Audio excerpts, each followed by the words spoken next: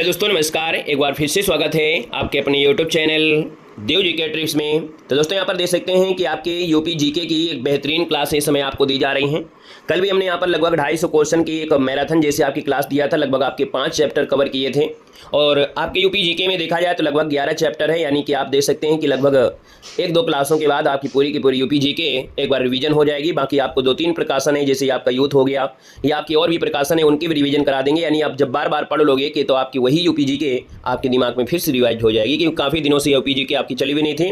तो साथ ही आज हम लोग यहाँ पर 3 चैप्टर कवर करेंगे, है ना, जिसमें से कृषि, बागवानी, सिंचाई, पशुपालन भी है और भी आपके अच्छे अच्छे टॉपिक हमने तीनों टॉपिक लिया है। तो लगभग 150 प्रश्न आपके हो जाएंगे और 150 प्रश्नों को सुपर फास्ट तरीके से हम लोगों को यहाँ पर कवर करना है। ठीक है भैया, नमस्ते, जय हिंद, वेलकम है, स्वागत है, अभिनंदन है। जुड़े रहिए और बेहतर तरीके से आप लोगों को यहाँ पर बेहतर रिवीजन आपका होता भी है। ठीक है, सभी को नमस्ते, जय हिंद, राधे राधे। तो चलो फिर स्टार्ट करते हैं सुपर फास्ट तरीके से। ठीक है, चलिए पहला क्वेश्चन आपसे कह रहा है, उत्तर प्रदेश में पुरानी जलोढ़ मृदा को क्या कहा जाता है या कहा गया है? आपका आंसर क्या हो जाएगा? तो 1 नंबर की अगर बात कर लेते हैं तो ऑप्शन बनेगा यहाँ पर ये नंबर बांगर। देखो यहाँ पर पुरानी दिया गया है, मतलब ये होता है जहां पहले कभी पानी पहुंच जाता था बाढ़ का, लेकिन कुछ समय बाद क्या हो, नदियों के द्वारा बहा कर लाई गई जो मिट्टी होती है, धीरे धीरे क्या होता है वहां तक जब पानी नहीं पहुंच पाता है तो वो पुरानी जो अनुपजाऊ वाली भूमि होती है वो बंजर हो जाती है, तो उसको हम लोग बांगर कहते हैं। तो आपका आंसर ये हो जाएगा। लेकिन अगर पूछे खादर क्या है, तो खादर जो आपकी है वो नवीन जलोढ़ मिट्टी है। अगर पूछे कि जो खादर क्या है, तो ये नवीन जलोढ़ मिट्टी जो आपकी होती है वो आपकी खादर होती है, याद रखेगा। अगला क्वेश्चन यहाँ पर दिया है कि उत्तर प्रदेश की जलवायु निम्न में से किस प्रकार की है? चलिए दूसरे का ऑप्शन देना है कि उत्तर प्रदेश की जो जलवायु है निम्न में से किस प्रकार की है। देखो शीत कटबंध आपका नहीं होगा, यहाँ पर देखो उष्ण कटिबंधीय या उपोष्ण मानसूनी, यहाँ पर ऑप्शन आपको देना है बी नंबर। हमने कहा कि उत्तर प्रदेश जो आपका है कहीं ना कहीं यहाँ पर कर्क रेखा जो आपकी है, कर्क रेखा उसके ऊपर आपका है, तो कहीं ना कहीं ये उष्ण कटिबंधीय और उपोष्ण में यहाँ पर आएगा, तो ऑप्शन आपका बी देना है। अगला क्वेश्चन आपका 7 है कि भारत में मानसून की उत्पत्ति निम्नलिखित में से पवनों में से किसके द्वारा होती है? तो भारत में देखो दिया गया उत्तर प्रदेश ने दिया, यहाँ पर दिया है भारत। गौर करिएगा हर एक क्वेश्चन में। तो भारत में मानसून की उत्पत्ति निम्नलिखित पवनों में से किसके द्वारा होती है 7 नंबर में? तो आप कहेंगे सर यहाँ पर देखिए आपके भारत में जो मानसून आपका होता है भारत में पूरे, तो आप कहेंगे सर ये दक्षिण पश्चिम वाला आपका होता है। यहाँ पर देखा जाए तो एक मानसून यहाँ से भी आपका उठता है, ठीक है ना, ये जो आपकी बंगाल वाली खाड़ी को एरिया को कवर करता है। एक मानसून केरल वाले एरिया में आता है ना। तो जो भारत में पूरा भारत पूछ लेता है तो आपको दक्षिण पश्चिम मानसून देना है, ऑप्शन ए बनेगा। लेकिन यहीं पर अगर आपसे पूछे यूपी के लिए, स्पेशल यूपी के लिए मानसून कौन होता है, तो ये बंगाल की खाड़ी से जो आपका आता है, क्योंकि ये मानसून सिर्फ इतना नहीं होता है, मानसून इतनी दूर से, काफी दूर से कवर करता है। तो ये बारिश इस प्रकार से यहाँ पर होती है, तो कुछ बंगाल की खाड़ी वाली होगी। तो अगर यूपी स्पेशल पूछ लेता है कि यूपी में कहां से आती है, तो ये बंगाल की खाड़ी वाली, ठीक है ना। यहाँ पर देखिए अगला क्वेश्चन आपसे दिया गया है, आपसे देखो दिया गया है क्वेश्चन नंबर आपका 3 है कि उत्तर प्रदेश में मुख्यतः मानसून किस शाखा से होती है। यहाँ पर जो तीसरा नंबर आपका दिया गया है, तीसरा नंबर आप बताइए इसका क्या हो जाएगा। तो जब तीसरा दिया है उत्तर प्रदेश में मुख्यतः मानसून जो होती है किस शाखा से होती है, तो 3 का ऑप्शन क्या हो जाएगा, तो आप कहेंगे सर बंगाल की खाड़ी की शाखा से होती है। जब शाखा दिया है तो आप आंसर हो जाएगा। लेकिन यहीं पर अगर भारत दिया होता, क्या भारत दिया होता, तो आप कहेंगे अरब सागर की शाखा से। लेकिन यहाँ पर उत्तर प्रदेश दिया है तो आपको बंगाल की खाड़ी की शाखा से होती है, याद रखेगा। हमने आपको बताया कि आपका भारत इस प्रकार से है और आपका जो मानसून होता है कुछ इस प्रकार से आपको उठता है। तो यहाँ का मानसून कुछ इस प्रकार से आपका आता है और यहाँ से मानसून इस प्रकार से आता है। अगर स्पेशल यूपी में पूछता है तो आप कहेंगे यहाँ की शाखा से निकलता है। अगला देखो दिया गया है कि शीत ऋतु में उत्तर प्रदेश में जो तापमान है किस ओर से किस ओर बढ़ता है। चलिए यहाँ पर देखो दिया गया है कि शीत ऋतु में उत्तर प्रदेश में जो तापमान है वो किस ओर से किस ओर को बढ़ता है, 4 नंबर आपसे कह रहा है। तो दोस्तों यहाँ पर शीत ऋतु में तापमान किस ओर से किस ओर बढ़ता है ये आपसे कह रहा है, तो आपका आंसर बी वाला बिल्कुल सही है, उत्तर से दक्षिण। क्या हो जाएगा, उत्तर से दक्षिण, ऑप्शन आपका बी बनेगा। अगले क्वेश्चन को आते हैं, क्वेश्चन नंबर आपका 8 दिया गया है और 8 की बात करते हैं कि पश्चिमी विक्षोभ में उत्तर प्रदेश में किस भाग में वर्षा होती है। बताइएगा जब पश्चिमी विक्षोभ होता है, और जब पश्चिमी विक्षोभ होता है तो आप कहेंगे सर पश्चिमी विक्षोभ यहाँ पर जो आपका होगा कहीं ना कहीं, जैसे आपका ये भारत है ना, तो यहाँ से आपकी क्या होती है, बारिश होती है, अरब सागर इस वाले एरिया से आपको कहने का भूमध्य सागर से उठता है मानसून, तो ऐसे यहाँ पर आपकी आती है। तो 8 नंबर की ऑप्शन क्या हो जाएगा, तो आप कहेंगे सर पश्चिमी उत्तर प्रदेश है, अर्थात यूपी का जो ये वाला आपका एरिया होता है, ये वाला एरिया है ना, जो आपके पश्चिमी क्षेत्र है, यहाँ पर आपकी देखा जाए बारिश होती है, तो ऑप्शन आपका बी बताना है कि पश्चिमी उत्तर प्रदेश हो जाएगा। समझ में आ गया होगा। आगे बढ़िएगा, क्वेश्चन दिया गया है, क्वेश्चन आपका 9 है और आपसे कह रहा है कि किस जिले में सर्वाधिक सर्वाधिक गर्मी पड़ती है? किस जिले में सर्वाधिक गर्मी पड़ती है? यहाँ पर देखिए जो पश्चिमी क्षेत्र में जो आपका आगरा है, इनमें से जो आपका आगरा है वो सर्वाधिक गर्मी होती है। हमने आपको बताया था जैसे आपका बालू वाला क्षेत्र होता है तो रात में क्या होती है, ठंड ज्यादा होती है और दिन में क्या होती है, गर्म ज्यादा होती है। क्योंकि इसमें देखा जाए तो आपकी जो कह सकते हैं कि ऊष्मा को अब्जॉर्ब करने की क्षमता होती है। थोड़ा सा गर्मी होगी तो गर्म हो जाएगा, थोड़ा सा ठंडी होगी तो ठंड हो जाएगा। यहाँ पर क्वेश्चन आपका 10 दिया गया है कि उत्तर प्रदेश में मई जून के महीने में तीव्र चलने वाली पश्चिमी हवाओं को क्या कहा जाता है? बताइए, जब उत्तर प्रदेश में मई जून के महीने में जो तीव्र तेजी से चलने वाली जो पश्चिमी हवाएं होती हैं उन्हें क्या कहते हैं? पछियाव चलता है कि नहीं चलता है ना, धूल उड़ता है, पछियाव चलता है और इसको कहते क्या है? तो इसको बोलते हैं लू। क्या बोलते हैं? लू बोलते हैं ना। उत्तर भारत पूरा लू की चपेट में है तो यहाँ पर आंसर आपको सी देना है, आपकी लू कहेंगे। अगला क्वेश्चन यहाँ पर आपसे दिया गया है और आपसे कह रहा है क्वेश्चन नंबर आपका 5 है कि शीत ऋतु में उत्तर प्रदेश का किस क्षेत्र में तापमान सबसे कम रहता है? देखो शीत ऋतु की बात कह रहा है और आपसे कह रहा है उत्तर प्रदेश का किस क्षेत्र में जो तापमान है वो आपका सबसे कम रहता है। 5 नंबर में आपको बताना है। तो हमने आपको बताया क्या कि जहां पर गर्मी ज्यादा होगी वहीं पर सर्दी भी होने की संभावना होती है। तो आपका जो आंसर है आपका क्या हो जाएगा? तो यहाँ पर आप कहेंगे सर इसमें तराई क्षेत्र तो आपका होगा नहीं, पूर्वी क्षेत्र आपका होगा नहीं, तो आप कहेंगे सर पश्चिमी गंगा मैदान। यहाँ पर पश्चिमी गंगा मैदान ऑप्शन सी हो जाएगा। जैसे कि आपका ये भारत था, यहाँ पर देखा जाए तो आपके यूपी वाले की अगर बात करते हैं तो कौन से एरिया में, तो ये जो आपका एरिया है पश्चिमी वाला एरिया है, गंगा का मैदान वाला है, तो यहाँ पर आपकी क्या होगी? कम तापमान रहेगा। ठीक है ना। अगला क्वेश्चन यहाँ पर दिया गया है उत्तर प्रदेश में पूर्व से पश्चिम, प्रदेश में पूर्व से पश्चिम की ओर बढ़ने पर वर्षा की मात्रा का क्या बदलाव आता है? अब क्वेश्चन में आपका अगर हम बात करें कि आप थोड़ा सा यूपी का मैप बनाना पड़ेगा और यूपी की इस मैप में की अगर हम बात करते हैं तो कुछ इस प्रकार से अगर कह रहा है कि प्रदेश में पूरब से पश्चिम हमको यहां से चलना है, यहां से अगर हम लोग चलते हैं इस प्रकार है ना, तो कह रहा है कि वर्षा पर मात्रा, जो वर्षा की मात्रा होती है, क्या बदलाव आते हैं? 6 नंबर में 6 नंबर की बात करते हैं तो वर्षा कम होती जाती है। ऑप्शन आपका बी हो जाएगा। क्योंकि भैया देखा जाए उत्तर प्रदेश में जो आपकी बारिश होती है कहीं ना कहीं बंगाल की खाड़ी वाला मानसून आपका आता है, यहाँ पर आपका कुछ मानसून आपके अरब सागर वाला भी होता है। लेकिन यूपी की अगर खास की बात करें, क्योंकि ये वाला जो मानसून होता है अरब सागर वाला, वो क्या करता है इसको आपको बता देते हैं। ये क्या करता है, ऐसे जाता है अरुणाचल प्रदेश में ऊपर से होते हुए निकल जाता है। ये बंगाल की खाड़ी वाला है, कहीं ना कहीं इस वाले एरिया से बारिश करता हुआ यहाँ आता है। तो पहले यहाँ पर बारिश ज्यादा होगी, जैसे जैसे आगे बढ़ेगा बारिश कम होती जाएगी। तो इसलिए वर्षा की मात्रा जैसे ही पश्चिम को आते हैं तो वर्षा की मात्रा कम होती है। यही कारण है कि राजस्थान आपके पश्चिम क्षेत्र में है और यहाँ पर क्या है, राजस्थान सूखा एरिया है। तो आप कहेंगे ऑप्शन बी हो जाएगा। क्लियर हो गया है। अगला क्वेश्चन यहाँ पर दिया गया है और आपसे कह रहा है सर यहाँ पर 11 नंबर में कि पश्चिमी मैदानी क्षेत्रों में दक्षिण से पश्चिम की ओर बढ़ने पर वर्षा की मात्रा क्या होती है? अब कह रहा है पश्चिमी मैदानी क्षेत्र में दक्षिण से पश्चिम, मतलब अगर हम बात करते हैं यूपी में से, तो यूपी की अगर हम बात कर लेते हैं, आपसे कह रहा है कि सर यहाँ पर पश्चिमी मैदान में अर्थात इस वाले एरिया की अगर हम बात करते हैं तो दक्षिण से, मतलब यहाँ से आपको ऊपर की ओर जाना है तो दक्षिण से पश्चिम, अच्छा दक्षिण से पश्चिम की ओर, दक्षिण से पश्चिम की ओर आपसे यहाँ पर दिया है बढ़ने पर वर्षा की मात्रा क्या हो जाएगी 11 नंबर में? तो यहाँ पर देखो, यहाँ पर आंसर आपका हो जाएगा बढ़ जाती है। क्या होती है इसमें? बढ़ जाती है। कह रहा है पश्चिमी मैदानी क्षेत्रों में दक्षिण से, क्योंकि यहाँ पर क्या होता है बारिश कुछ इस प्रकार से आपकी होती है, ऐसे भी होती है, यहाँ पर आपकी होती है और ऐसे आती तो इस एरिया में बारिश होती है। लेकिन ये वाला जो मानसून होता है ऊपर वाला जो आपका राजस्थान वाला एरिया होती है तो यहाँ पर होती कम होती है। तो जब ये आंसर होता है तो इसको आपको लगाना है। अगला क्वेश्चन आपसे दिया गया उत्तर प्रदेश में किस प्रकार की मिट्टी अधिकांशता पाई जाती है? उत्तर प्रदेश में किस प्रकार की मिट्टी अधिकांशता पाई जाती है? 12 नंबर का ऑप्शन में से क्या हो जाएगा? तो यहाँ पर देखिए जलोढ़ मिट्टी होती है, जलोढ़ मिट्टी है तो ऑप्शन क्या बनेगा? बी नंबर हो जाएगा। इसलिए धान गेहूं सब कुछ हो जाता है, ऑप्शन आपका बी हो जाएगा। अगला क्वेश्चन यहाँ पर दिया गया और आपसे कह रहा है जो क्वेश्चन आपको समझ में कम आता है उसके स्क्रीनशॉट ले लीजिएगा, ठीक है ना। यहाँ पर देखिएगा क्वेश्चन नंबर आपका 13 है और 13 की अगर बात करते हैं तो आपसे कह रहा है 13 नंबर में कि उत्तर प्रदेश में मृदा क्षेत्रों को कितने भागों में बांटा गया है? यहाँ पर बताइएगा, क्वेश्चन आपके सामने है और आपसे यहाँ पर दिया गया है, कह रहा है कि उत्तर प्रदेश में मृदा क्षेत्रों को कितने भागों में बांटा गया है। चलिए मृदा क्षेत्रों दिया है और मृदा क्षेत्रों की अगर बात करते हैं तो आपका आंसर क्या हो जाएगा, मतलब मिट्टी के आधार पर जो बांटा गया है वो किस प्रकार से बांटा गया है।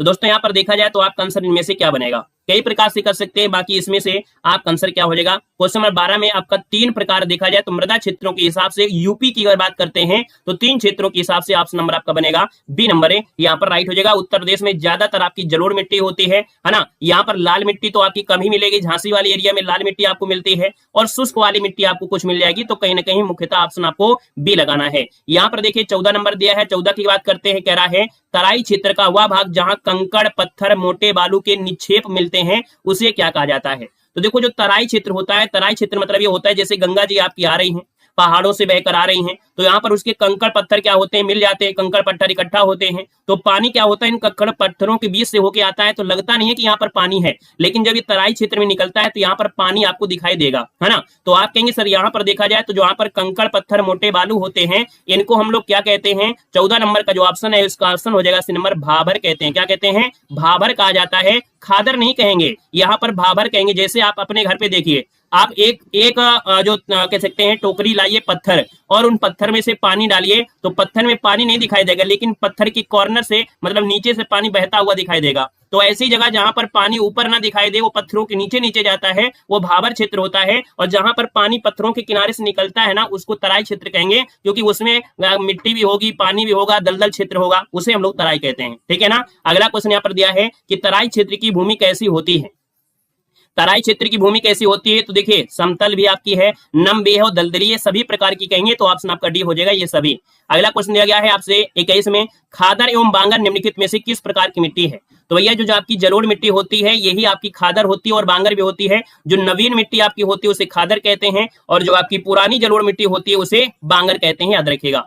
अगला क्वेश्चन है 22, उत्तर प्रदेश के भाबर क्षेत्र में किस प्रकार की मृदा पाई जाती है। और जो भाबर क्षेत्र होगा तो आपका आंसर क्या होगा, देखो अभी अभी हमने आपको बताया भाबर क्षेत्र के बारे में, तो आप कहेंगे सर भाबर क्षेत्र जो आपका होता है ना, तो देखो ये क्वेश्चन नंबर आपका जो 14 है, सेम टू सेम है ना, कंकड़ पत्थर बालू, तो कहेंगे भाबर क्षेत्र होता है, ककड़ीली पथरीली वाली जो एरिया होता है उसे भाबर क्षेत्र कहेंगे। ठीक है ना। दलदली क्षेत्र जो आपका होता है उसे तराई क्षेत्र कहते हैं। क्या कहते हैं, तराई क्षेत्र कहते हैं। ठीक है ना। अगला क्वेश्चन देखो दिया गया है और आपसे कह रहा है सर यहाँ पर देखिए आपका क्वेश्चन नंबर आपका 16 है, उत्तर प्रदेश में किस क्षेत्र की मृदा गन्ने व धान की खेती के लिए सर्वाधिक उपयुक्त है।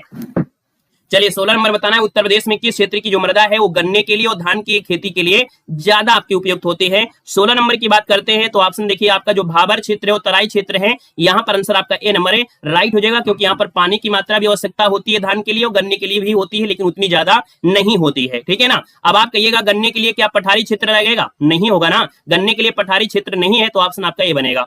अगला क्वेश्चन दिया गया है 17 नंबर में कि किस मृदा को स्थानीय भाषा में रेगुर या कपासी मृदा कहा जाता है। बहुत बार आपने पढ़ा भी है। यहाँ पर देखिए जो काली मिट्टी होती है इसे रेगुर मिट्टी कहते हैं, कपासी मृदा कहते हैं, इसमें कपास की खेती बेहतर आपकी होती है। अगला क्वेश्चन यहाँ पर दिया गया है और आपसे कह रहा है 23 नंबर में कि सामान्य फसलें उगाने के लिए उर्वर भूमि का पीएच मान कितना होना चाहिए। अर्थात जो उर्वरा वाली होती है, जहां पर उपजाऊ भूमि होती है, उसके भूमि का पीएच मान जो आपका होना चाहिए वो कितना होना चाहिए, तो याद रखिए 6 से 7 होना चाहिए। ऑप्शन सी इसका राइट हो जाएगा, 6 से 7 होना चाहिए। ठीक है ना। नॉर्मल आपको पता होगा कि मिट्टी का पीएच मान जो होता है वो 7 होता है ना। 7 होता है मतलब न्यूट्रल होता है, ना तो क्षारीय होगा ना तो अम्लीय होगा। तो हम एन एवरेज उसको लगाएंगे जो इसके नियरेस्ट है। नियरेस्ट कौन सा है, तो 6-7 ही हो जाएगा, क्योंकि 7 के अगर ऊपर लगाएंगे तो फिर ये क्या होगा, अम्लीय नहीं होगा, क्षारीय पहुंच जाएगा।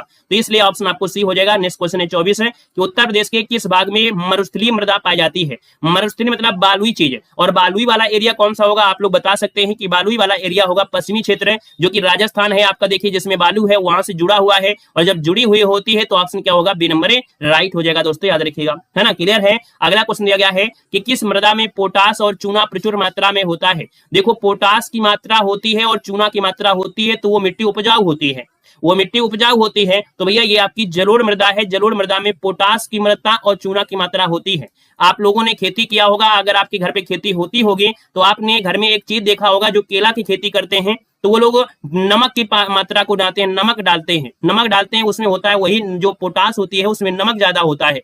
याद रखिए ये उपजाऊ को बढ़ा देता है ना, ताकत को खींच लेता है, तो ये जलोढ़ मृदा होती है। अगला है कि काली मृदा किस फसल के लिए उपयोगी नहीं है। काली जो मिट्टी होती है किसके लिए उपयोगी नहीं है, 26 नंबर आपसे कह रहा है। तो काली मृदा में कपास की खेती के लिए होगा। देखो यहाँ पर नहीं सब दिया है, आप जबरदस्ती करोगे, जल्दीबाजी करोगे तो गलती आपका हो जाएगा। देख सकते हैं काली मृदा किसके लिए उपयोगी नहीं है। देखो कपास के लिए आपकी, इसमें कपास हो सकता है, गन्ना भी हो सकता है, गेहूं हो सकता है, लेकिन मूंगफली आपकी नहीं होगी। याद रखिए मूंगफली जो आपकी है वो खरीफ की फसल है। क्या है, खरीफ की फसल आपकी है। याद रखिए इसमें क्या होगा, जो काली मिट्टी होती है उसमें पानी की जो मात्रा है कहीं ना कहीं अवशोषित कर लेगा, पानी की मात्रा अवशोषित कर लेगा। तो यहाँ पर मूंगफली आपको नहीं लगाना है, याद रखिएगा, क्योंकि मूंगफली जमीन के नीचे होती है, मूंगफली जमीन के नीचे होती है। अगला क्वेश्चन यहाँ पर दिया गया है और आपसे कह रहा है, क्वेश्चन नंबर आपका दिया गया है यहाँ पर आपसे 18 कि उत्तर प्रदेश की पूर्वी भाग में किस मिट्टी को उपहार मिट्टी भी कहा जाता है। बताना है कि उत्तर प्रदेश की पूर्वी भाग में किस मिट्टी को उपहार मिट्टी भी कहा जाता है। यहाँ पर देखिए 18 नंबर दिया है और 18 की अगर बात करते हैं तो उपहार मिट्टी है बांगर मिट्टी। नोट कर लीजिएगा, यहाँ पर जो आंसर आपका दिया गया है, आपका जो आंसर है यहाँ पर बी हो जाएगा, बांगर मृदा आपका हो जाएगा। यहाँ पर आंसर आपका बी राइट हो जाएगा, याद रखिएगा, ठीक है ना। यहाँ पर देखिए अगला क्वेश्चन दिया गया है, अब इसमें खादर मत लगाइएगा। यहाँ पर जो आपका आंसर है वो आपको भी लगाना है कि आपका जो उत्तर प्रदेश के पूर्वी भाग में किस मिट्टी को उपहार मृदा कहते हैं, तो ये बांगर मिट्टी जो आपकी है, याद रखिएगा, ठीक है ना। यहाँ पर अगला क्वेश्चन आपसे दिया गया है, आपसे कह रहा है लाल मिट्टी, लाल मृदा उत्तर प्रदेश के किन जिलों में पाई जाती है। लाल मिट्टी आपकी होती है कहां पर, तो आप कहेंगे सर जैसे आपका यहाँ पर ऑप्शन में कौन सा है, झांसी वाला एरिया, कोई ऑप्शन दिया रहा है क्या 19 नंबर में, कौन सा एरिया करें, मिर्जापुर और सोनभद्र वाला एरिया कर दीजिएगा। यहाँ पर लखनऊ तो है नहीं है, प्रयागराज है नहीं है, तो आपका मिर्जापुर और सोनभद्र ये जो आपके जुड़े हैं बुंदेलखंड क्षेत्र वाले से, या कह सकते हैं पश्चिम में आपके हैं, दक्षिण में आपके एरिया है, तो ऑप्शन आपका डी राइट हो जाएगा, है ना। अगला क्वेश्चन दिया गया है कि किस मृदा अपरदन के कारण प्रदेश में बीहड़ों का निर्माण हुआ है। बताना है कि किस मृदा अपरदन के कारण प्रदेश में बीहड़ों का निर्माण हुआ है। बीहड़ आपके जो होते हैं ना, बीहड़ उसमें क्या होता है, उसमें होता क्या है, उसमें से मिट्टी जो होती है उखड़ जाती है, उसमें पानी जो होता है बहता है, तो नालिका अपरदन करते हैं, जिसे बीहड़ बोलते हैं ना। बीहड़ क्षेत्र कौन है, चंबल वाला क्षेत्र है, चंबल। तो यहाँ पर जो बालुई मिट्टी होती है तो वो क्या होता है, पानी मिट्टी को काटती हुई चलती है। तो अवनालिका अपरदन वाला जो एरिया है इसको कहते हैं कि किस मृदा अपरदन के कारण बीहड़ का निर्माण, तो अवनालिका अपरदन अर्थात जो आपका इटावा, अगर यूपी की बात करें तो इटावा वाला क्षेत्र आपका है, चंबल वाला, ठीक है ना। यहाँ पर अगला क्वेश्चन ऐसे दिया गया 27 नंबर में, कह रहा है आपसे कि किस मृदा में जल धारण करने की क्षमता सर्वाधिक होती है।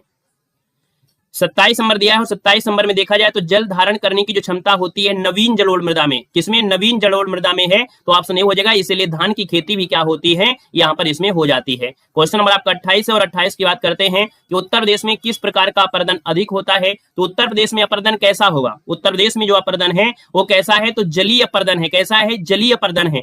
परत अपरदन वहां होता है जो वायु वाला एरिया होता है। जैसे अगर आप बात करें राजस्थान में, तो राजस्थान में क्या है, बालू है, और बालू जब हवा चलती है तो ऊपर की पूरी परत सीधा सीधा निकल जाती है। लेकिन यहाँ पर देखा जाए जलीय अपरदन है, अर्थात जब बाढ़ आ आती है तो कहीं ना कहीं उज्जल के कारण मिट्टी का कटाव हो जाता है, तो इसका ऑप्शन देना है, बी नंबर आपका हो जाएगा। यहाँ पर परत अपरदन क्या होता है, तो परत अपरदन को किसान की मौत कहा जाता है। परत अपरदन को याद रखिए किसान की मौत कहते हैं, क्योंकि किसानों के जो खेत होते हैं उसके ऊपर की मिट्टी ही उपजाऊ होती है। जब ऊपर की मिट्टी ही पूरी की पूरी क्या हो जाएगी, अपरदन हो जाएगा, तो उसमें कुछ जगेगा नहीं, उगेगा नहीं, तो इसलिए क्या होता है, इसे किसान की मौत भी कहा जाता है, याद रखिएगा। अगला क्वेश्चन यहाँ पर दिया गया है और आपसे कह रहा है 29 नंबर में, उत्तर प्रदेश के भाबर क्षेत्र में किस प्रकार की मृदा पाई जाती है। ये क्वेश्चन देखिए तीसरी बार आपको इसी वीडियो में मिला है। हमने कहा भाबर क्षेत्र होता है कौन, जो ककीड़ीली पथरीली वाला एरिया होता है, तो देखिए ऑप्शन आपका बी बनेगा। उत्तर प्रदेश में कितनी मृदा सर्वेक्षण इकाइयां हैं, बताइएगा, उत्तर प्रदेश में कितनी मृदा सर्वेक्षण इकाइयां हैं। ये टॉपिक थोड़ा सा कठिन आपको जरूर हो सकता है ना, क्योंकि इसको आपने थोड़ा कम पढ़ा होगा। बाकी इसका हम बेसिक पढ़ा देंगे, इसका थ्योरी पढ़ा देंगे, तो आपके जो भी कॉन्सेप्ट क्लियर नहीं हुए हैं वो आपको इसमें से क्लियर हो जाएंगे, ठीक है ना। क्लियर है, तो दोस्तों यहाँ पर देखा जाए तो आपका जो 30 नंबर है और 30 का जो ऑप्शन आ गया है काफी लोगों में से, तो यहाँ पर देखिए मृदा सर्वेक्षण इकाइयों की बात करें तो 10 आपकी हैं। कितनी है, तो 10 है। यहाँ पर जो आपका आंसर है वो राइट यहाँ पर क्या हो जाएगा, ए नंबर आपका हो जाएगा। पारिस्थितिकी क्षेत्र नहीं पूछा है, आप लोगों में से जो 20 दे रहे हैं जो जवाब, इसमें से कृषि पारिस्थितिकी क्षेत्र नहीं पूछा है कि कृषि करने के लिए जो योग्य आपकी परिस्थिति है आपकी, वो नहीं पूछा। यहाँ पर पूछा है मृदा सर्वेक्षण इकाइयां जो आपकी हैं वो 10 है। इसका ऑप्शन नंबर आपका ए यहाँ पर राइट हो जाएगा। दोस्तों याद रखिए जो मिट्टी होती है उसके सर्वेक्षण के लिए, वो मृदा जो मानचित्र होता है, मिट्टी को हम लोग किस प्रकार से रख सकते हैं, मिट्टी कैसी है कैसी नहीं है, उसके सर्वेक्षण के लिए आपकी है 10 इकाइयां हैं। इसका ऑप्शन आपका ए नंबर है राइट हो जाएगा। दोस्तों याद रखिएगा। अगला क्वेश्चन यहाँ पर दिया गया 31 नंबर में, आपसे कह रहा है कि उत्तर प्रदेश का कौन सा क्षेत्र है जो सर्वाधिक बाढ़ प्रभावित होता है। अब आप बताइएगा उत्तर प्रदेश में जो बाढ़ प्रभावित क्षेत्र है वो आपका कौन सा हो सकता है। तो जहां बारिश ज्यादा होगी, तो पश्चिम में तो होती नहीं है, पूर्वी क्षेत्र में आपका आ जाएगा। मालूम है कि बारिश यूपी में कहां होती है, कहां होती है, जल्दी से बताइएगा कि यहाँ पर उत्तर प्रदेश में सबसे ज्यादा बारिश कहां होती है।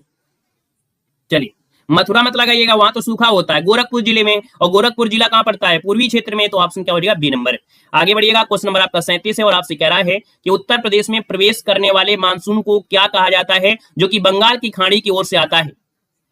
देखो प्रारंभ में ही हमने आपको बताया था कि उत्तर प्रदेश में जो मानसून आता है ना वो आता है बंगाल की खाड़ी से, लेकिन अगर उत्तर भारत दे देता है, उत्तर भारत में जो आपका मानसून आता है वो अरब सागर से आता है, लेकिन यूपी में जो बारिश होती है वो कहीं ना कहीं बंगाल की खाड़ी वाला मानसून होता है। तो ये जो मानसून आता है बंगाल की खाड़ी से, इसको हम लोग कहते क्या है, आपसे कह रहा है। तो दोस्तों यहाँ पर देखा जाए तो इसको हम लोग क्या बोलेंगे, इसको बोला जाता है पूर्वा। क्या बोलेंगे, यहां पर इसको बोला जाता है पूर्वा कहा जाता है, पूर्वा। ऑप्शन आपका सी हो जाएगा, पूर्वा कहेंगे। अगला क्वेश्चन दिया गया है कि पूर्वा को अन्य किस नाम से जाना जाता है, बताना है पूर्वा को अन्य नाम से जानते हैं। देखो एक क्वेश्चन हमने बताया, अब दूसरा आप लोग बताइएगा। 38 नंबर आपको बताना है। 38 नंबर की बात करते हैं तो ऑप्शन में से क्या हो जाएगा, कह रहा है पूर्वा को अन्य किस नाम से जाना जाता है। यहां पर 38 नंबर आपको देना है, इसका क्या बनेगा, इसका जो आंसर है यहां पर आपका आंसर इनमें से क्या होगा। 38 नंबर आप लोग जल्दी से कमेंट करिएगा, यहां पर क्या बनेगा। चलिए वेरी गुड, प्रयास अच्छा है। अगले क्वेश्चन को आप लोग बताइएगा कि गोरखपुर जनपद में वर्षा की संभावित अवधि कितनी होती है। देखो दिया है गोरखपुर जनपद में वर्षा की संभावित अवधि कितनी होती है। नए नए क्वेश्चन भी आपको मिलते हैं, इस सीरीज हमने अब तभी बताया है कि इस सीरीज में नए क्वेश्चन भी आपको मिलेंगे। यहाँ पर मानसून जो आपका है बारिश जून से सितंबर के बीच गोरखपुर में होता है, और यहाँ पर देखा जाए तो आपका आंसर 32 नंबर में जो आपका बनेगा वो राइट क्या हो जाएगा, तो दोस्तों लगभग 56 दिन होता है, लगभग 56 दिन होता है, याद रखिए इसको ऑप्शन आपका बी बनेगा।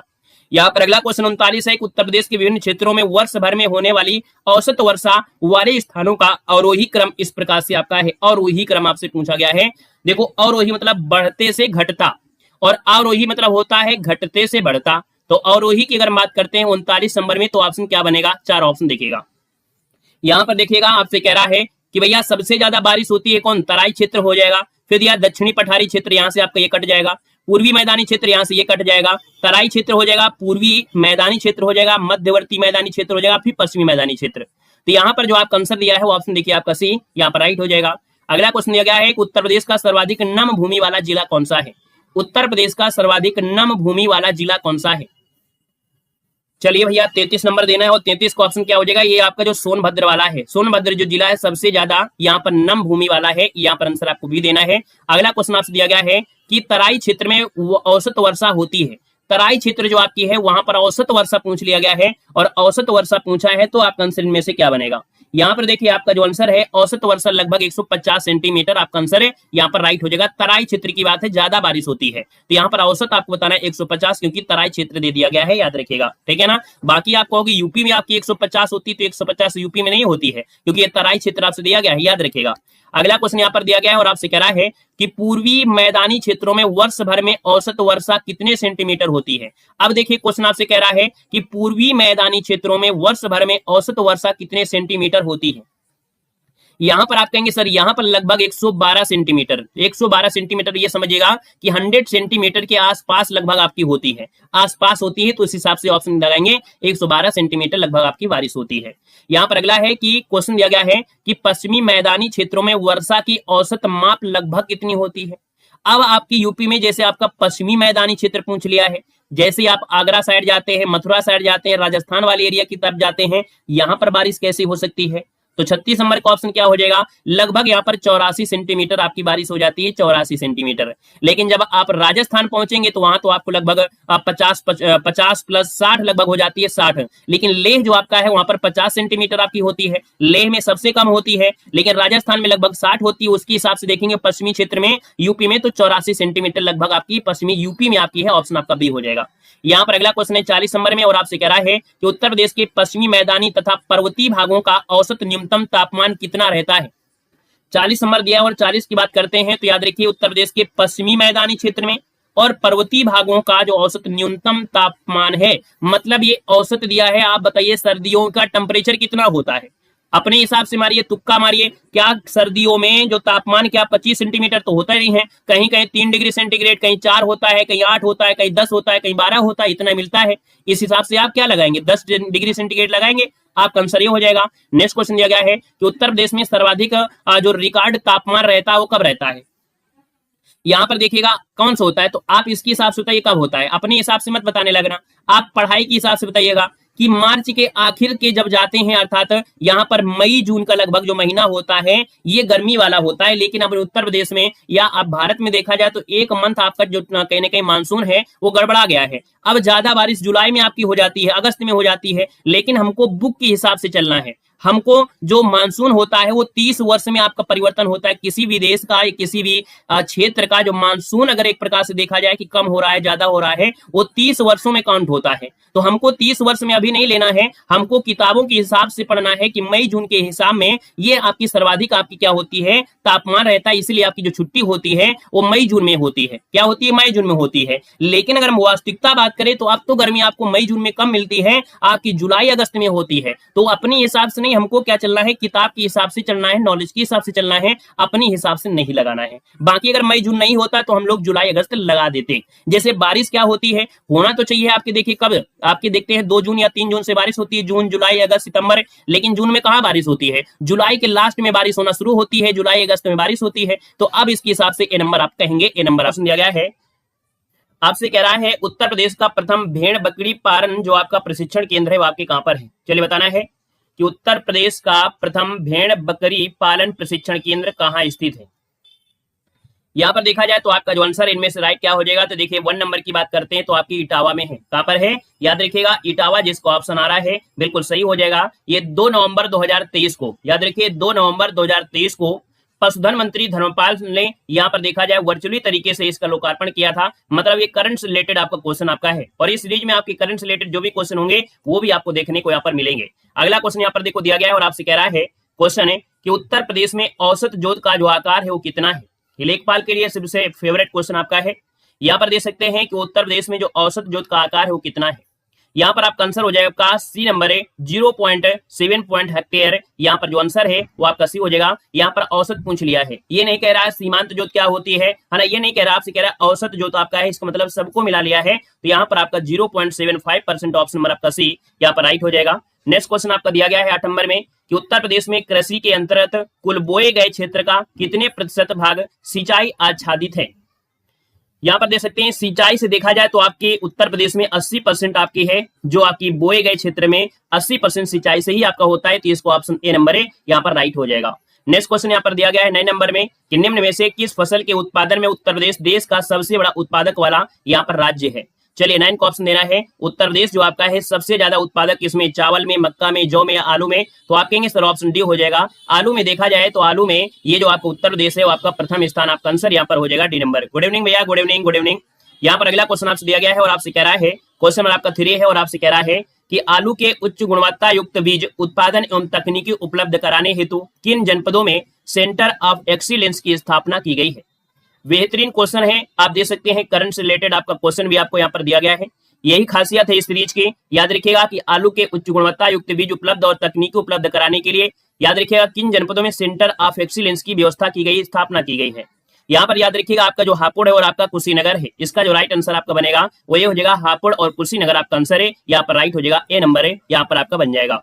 वहीं पर नेक्स्ट क्वेश्चन आपका 4 है और आपसे कह रहा है कि सर्वाधिक उपजाऊ वाला क्षेत्र इनमें से कौन सा है। बताइएगा 4 नंबर में कि सर्वाधिक उपजाऊ वाला खेत इनमें जो आपका क्षेत्र होगा इनमें से कौन होगा। कहां पर सबसे ज्यादा उपजाऊ होता है, तो हमने बताया खादर, अर्थात जो नवीन जलोढ़ मृदा होती है, नवीन जलोढ़ मृदा को बोलते हैं क्या, तो आप कहेंगे खादर कहते हैं। तो ये सबसे ज्यादा उपजाऊ कौन हो जाएगी, तो ऑप्शन डी खादर आपका हो जाएगा, याद रखिएगा, ठीक है ना। नेक्स्ट क्वेश्चन आपका दिया है 10 नंबर है और आपसे कह रहा है कि देश की कुल कृषि योग्य भूमि का कितना प्रतिशत उत्तर प्रदेश में स्थित है। चलिए हाँ, वेरी गुड। यहाँ पर देखिए आपका जो 10 नंबर है और 10 नंबर की अगर बात करते हैं तो कह रहा है देश की कुल कृषि योग्य भूमि का कितना प्रतिशत उत्तर प्रदेश में है, 10 नंबर है। और 10 की अगर बात कर लेते हैं तो ऑप्शन नंबर आपका ए हो जाएगा। लगभग देखा जाए तो 15% आपके उत्तर प्रदेश में कृषि योग्य आपकी भूमि है, इसको ऑप्शन ए नंबर है राइट हो जाएगा, यहाँ पर ए नंबर हो जाएगा। हालांकि देखा जाए तो आपकी लगभग 10 और 15 के बीच आपकी होती है, ऐसा कोई ऑप्शन भी नहीं है, तो इसके अकॉर्डिंग ऑप्शन आप ए नंबर ए लगा सकते हैं। नेक्स्ट क्वेश्चन दिया गया है, आपसे कह रहा है कि कौन सा राज्य है जो भारत का शक्कर का प्याला कहलाता है। चलिए बताइएगा कि भारत का शक्कर का जो प्याला कहलाता है, यहाँ पर इनमें से कौन हो जाएगा। क्वेश्चन नंबर आपका 11 है और 11 के ऑप्शन क्या हो जाएगा, तो आप कहेंगे सर उत्तर प्रदेश को कहते हैं, क्या कहते हैं, तो उत्तर प्रदेश जिसका ऑप्शन आ रहा है बिल्कुल सही हो जाएगा। चीनी की कटोरी के रूप में जाना जाता है दोस्तों, याद रखिएगा, ठीक है ना। उत्तर प्रदेश में गन्ने की खेती भी आपकी होती है, प्रमुख उत्पादक राज्य भी है, इसलिए आपका आंसर डी हो जाएगा। नेक्स्ट क्वेश्चन आपसे दिया गया है कि कन्हार सिंचाई परियोजना किस जनपद में अवस्थित है। चलिए बताइएगा कि कन्हार सिंचाई परियोजना है और ये किस जनपद में आपकी स्थित है। यहाँ पर जो आंसर है 12 नंबर में, वो ऑप्शन आपका बनेगा कौन सा, तो आपका बी नंबर हो जाएगा, सोनभद्र हो जाएगा। क्या हो जाएगा, सोनभद्र। यहीं पर एक बांध है आपका कन्हर बांध, है ना, तो कन्हर बांध है, तो कन्हर बांध से याद रखना है, कन्हर बांध परियोजना ये आपके याद रखिए कन्हर नदी पर बनी है और ये सोनभद्र में आपका है, तो ऑप्शन आपका बी नंबर है, राइट हो जाएगा। आगे बढ़िएगा, क्वेश्चन आपसे अगला पूछा गया है और आपसे कह रहा है यहाँ पर, हाँ कोई बात नहीं, लाइव देखो हमने कहा है कि जिनको पढ़ना होता है वो पढ़ते हैं, जिनको नहीं पढ़ना है नहीं पढ़ना होता है। जिनको जॉब लेनी होती है उनके सपने बड़े होते हैं, जिनको जॉब नहीं लेना होता है वो कहते हैं हम एग्जाम के समय पढ़ लेंगे, और जो एग्जाम के समय पढ़ता है फिर वही रोता है, वही सब हरकतें करता है ना। तो आप जो लोग हैं पढ़ते रहिएगा, कोई दिक्कत नहीं है। देखो क्वेश्चन आपका 5 और आपसे कह रहा है, क्वेश्चन है कि तराई क्षेत्र में किसकी कृषि की जाती है। 5 नंबर दिया है और तराई क्षेत्र में, देखिए तराई क्षेत्र में क्या होता है, यहाँ पर पानी वगैरह जैसे आपका है, तो देखिए आपका गन्ना और धान, हमने आपको कल भी बताया था कि यहाँ पर धान के लिए पानी की मात्रा ज्यादा होती है और तराई क्षेत्र में कहीं ना कहीं बारिश भी आपका ज्यादा होती है, तो आप कहेंगे सर ऑप्शन बी हो जाएगा, गन्ना और धान, ऑप्शन नंबर आपका बी राइट हो जाएगा। नेक्स्ट क्वेश्चन देखो दिया गया और आपसे कह रहा है कि देश के कुल खाद्यान्न उत्पादन में उत्तर प्रदेश का कितना योगदान है। यहाँ पर दे सकते हैं आपका 6 नंबर है और 6 की अगर बात करते हैं तो ऑप्शन क्या हो जाएगा, तो दोस्तों यहाँ पर खाद्यान्न के हिसाब से देखा जाए तो आपका जो आंसर हो जाएगा इनमें से राइट क्या हो सकता है, 6 नंबर ऑप्शन आपको देना है। चलिए यहाँ पर देखा जाए तो आपका जो आंसर है इनमें से राइट इनमें से क्या हो जाएगा। चलिए खाद्यान्न के हिसाब से दिया है तो 17 दशमलव लगभग आपका होता है, तो 17 के हिसाब से एवरेज में ऑप्शन आप सी लगा दीजिए, यहाँ पर 6 को ऑप्शन सी नंबर है, यहाँ पर राइट हो जाएगा। यहाँ पर अगला क्वेश्चन आपसे दिया गया है, क्वेश्चन नंबर आपका 13 है और आपसे कह रहा है, क्वेश्चन है कि उत्तर प्रदेश में संतरी की पैदावार वाला प्रमुख जिला निम्नलिखित में से कौन से है। हमने कहा था सासे संतरा और सासे सहारनपुर, तो ऑप्शन नंबर आपका सी यहाँ पर राइट हो जाएगा। संतरा जो आपका होता है वो आपके सहारनपुर में, ऑप्शन नंबर आपका सी यहाँ पर राइट हो जाएगा। नेक्स्ट क्वेश्चन आपसे दिया गया है, कह रहा है निम्नलिखित में से कौन सा युग्म है जो आपका सुमेलित है ना। सुमेलित नहीं तो आपसे नहीं दिया गया है, ऐसा तो नहीं है कि सुमेलित नहीं हो, पूरा क्वेश्चन यहाँ पर देख लेते हैं। यहाँ पर देखो सही सुमेलित आपसे पूछा गया है 14 नंबर में, तो पहला ऑप्शन देखो दिया गया है सुनहरी क्रांति खाद्यान्न से दिया है, नीली क्रांति कुक्कुट पालन से है, श्वेत क्रांति दूध से है, हरित क्रांति वन से है। देखिए हरित क्रांति खाद्यान्न से है, यहाँ से ये गलत दिया है। खाद्यान्न आपकी हरित क्रांति सुनहरी तो आपका होगा नहीं है। नीली क्रांति मत्स्य पालन से है, तो आपका ये भी नहीं होगा, ना तो ये होगा, तो ऑप्शन क्या बनेगा, श्वेत क्रांति का जो संबंध है आपके दूध उत्पादन से। क्लियर हो गया है। नेक्स्ट यहाँ पर एक क्वेश्चन आपका और बचा जा रहा है 7 नंबर है कि किस फसल को सर्वाधिक सिंचाई की आवश्यकता होती है। अब आप बताइएगा कि कौन सी ऐसी फसल है जिसमें सिंचाई की आवश्यकता होती है। तो यहाँ पर देख सकते हैं धान है, गेहूं है, जूट है और गन्ना है। आपका जो आंसर है 7 नंबर में वो ऑप्शन इनमें से राइट इनमें से क्या हो सकता है। तो दोस्तों यहाँ पर देख सकते हैं इसमें से ऑप्शन हो जाएगा धान हो जाएगा। हालांकि गन्ने के लिए जरूरत होती है, लेकिन इसके अकॉर्डिंग यहाँ पर देखिए तो आपका धान इसका आंसर है राइट हो जाएगा, क्योंकि धान जो आपका होता है वो 3-4 माह फसल होती है, लेकिन पानी की आवश्यकता होती है। गन्ना पूरे साल में रहता है लेकिन पानी उसमें ज्यादा लग जाते हैं, लेकिन हम लोग क्या कहेंगे, धान इसका आंसर आपका ये नंबर है राइट हो जाएगा। नेक्स्ट क्वेश्चन यहाँ पर दिया गया है और आपसे कह रहा है कि नीली क्रांति का जो संबंध है निम्नलिखित में से किससे है। क्वेश्चन 15 है, नीली क्रांति, हमने कहा ब्लू हेल है ना, ब्लू हेल आपने मछली भी सुना होगा, आप कहेंगे सर 15 नंबर है, तो इसका जो ऑप्शन है यहाँ पर मछली उत्पादन, ऑप्शन नंबर आपका सी राइट हो जाएगा। नेक्स्ट क्वेश्चन दिया गया है और आपसे कह रहा है कि उत्तर प्रदेश में गेहूं की फसल कब तक बोई जाती है। उत्तर प्रदेश में जो गेहूं की फसल है कब बोई जाती है, तो भैया गेहूं के सीजन में बोई जाती है, अर्थात कह सकते हैं जब धान कट जाते हैं, और जब धान कट जाते हैं तो भैया यहाँ तभी क्या होती है, गेहूं बोए जाते हैं। तो 16 का ऑप्शन क्या बनेगा, अक्टूबर नवंबर, ऑप्शन नंबर आपका ये राइट हो जाएगा, याद रखिएगा है ना। अगला क्वेश्चन यहाँ पर दिया गया है 23 नंबर है और आपसे कह रहा है कि उत्तर प्रदेश का जो मलिहाबाद प्रसिद्ध है वो किसके लिए प्रसिद्ध है। उत्तर प्रदेश का जो मलिहाबाद है प्रसिद्ध है वो आपके किसके लिए है। आता होगा तब तो कमेंट करेंगे ना भाई, इतने लोग देख रहे हैं, जिसको आएगा वही कमेंट करेगा, बाकी तो लोग देखते ही रहेंगे ना, तो भाई जिसको आएगा वही तो कमेंट करेगा ना। देखिए 23 नंबर है उत्तर प्रदेश का जो मलिहाबाद, मलिहाबाद किसके लिए है, तो आप कहेंगे सर 23 नंबर की बात करते हैं तो मलिहाबाद जाना जाता है दशहरी आम के लिए। किसके लिए, दशहरी आम, तो ऑप्शन क्या बनेगा यहाँ पर डी नंबर है। अगला क्वेश्चन दिया गया है कि उत्तर प्रदेश में सर्वाधिक क्षेत्रफल वाली जो आम की प्रजाति वो आपकी कौन सी है। चलिए उत्तर प्रदेश में जो सबसे ज्यादा आम की प्रजाति होती है, सर्वाधिक क्षेत्र में जो आम की प्रजाति होती है वो आपकी कौन सी है। यहाँ पर याद रखिए दशहरी आम आपको उत्तर प्रदेश में बहुत होता है, तो आप कहेंगे सर इसका ऑप्शन बी नंबर है यहाँ पर राइट हो जाएगा। अगला क्वेश्चन यहाँ पर आपसे दिया गया है और आपसे कह रहा है कि केंद्रीय आलू अनुसंधान केंद्र कहाँ पर है। देखिए 25 नंबर बहुत बार पूछा गया है, केंद्रीय आलू अनुसंधान केंद्र की स्थापना कहाँ पर की गई है। यहाँ पर देखा जाए तो आपका 25 नंबर है और 25 का जो ऑप्शन बनेगा वो आपका मेरठ हो जाएगा, क्योंकि आपसे अनुसंधान केंद्र पूछा है। आपका आंसर मेरठ इसका आंसर है, राइट हो जाएगा। लेकिन अगर पूछ ले केंद्रीय, क्या बोले, अगर बोले केंद्रीय आलू अनुसंधान कहाँ पर है, तो हिमाचल प्रदेश की शिमला में है, याद रखिएगा, जो 1935 में की गई थी। ये यहाँ पर आपका जो दिया गया है आपके ऑप्शन में, ये आपका मेरठ वाला आपका हो जाएगा, है ना। नए है तो आपका स्वागत है ना, वेलकम है, अभिनंदन है। और अगला क्वेश्चन यहाँ पर दिया गया है और आपसे क्या कह रहा है, देखिएगा कि उत्तर प्रदेश में गेहूं की सबसे अधिक उत्पादकता किस क्षेत्र में होती है। ये बताइए, गेहूं जो आपके उत्तर प्रदेश में होता है वो कौन से क्षेत्र में है।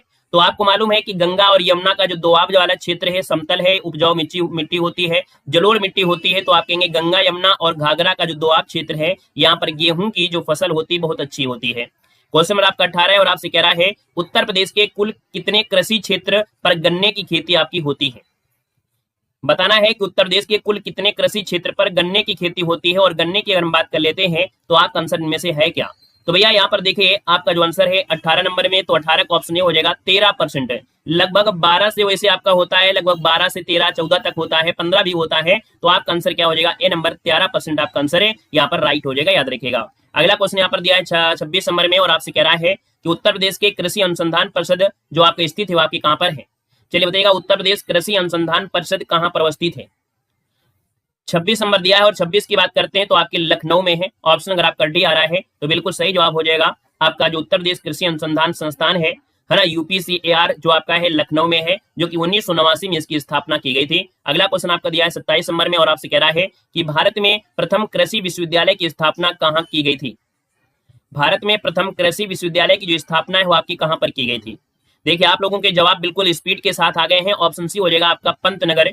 जब की गई थी तो उस समय उत्तर प्रदेश था, लेकिन अब पंतनगर उत्तराखंड में पहुंच गया है, क्योंकि उत्तरांचल अलग हो गया है। तो आप कहेंगे सर इसका ऑप्शन सी यहाँ पर राइट हो जाएगा, याद रखिएगा। अगला क्वेश्चन यहाँ पर दिया गया है और आपसे क्या कह रहा है, यहाँ पर देख सकते हैं क्वेश्चन नंबर आपका 19 है और आपसे कह रहा है सामान्य फसलों को उगाने के लिए उर्वर भूमि का जो पीएच मान है वो कितना होना चाहिए।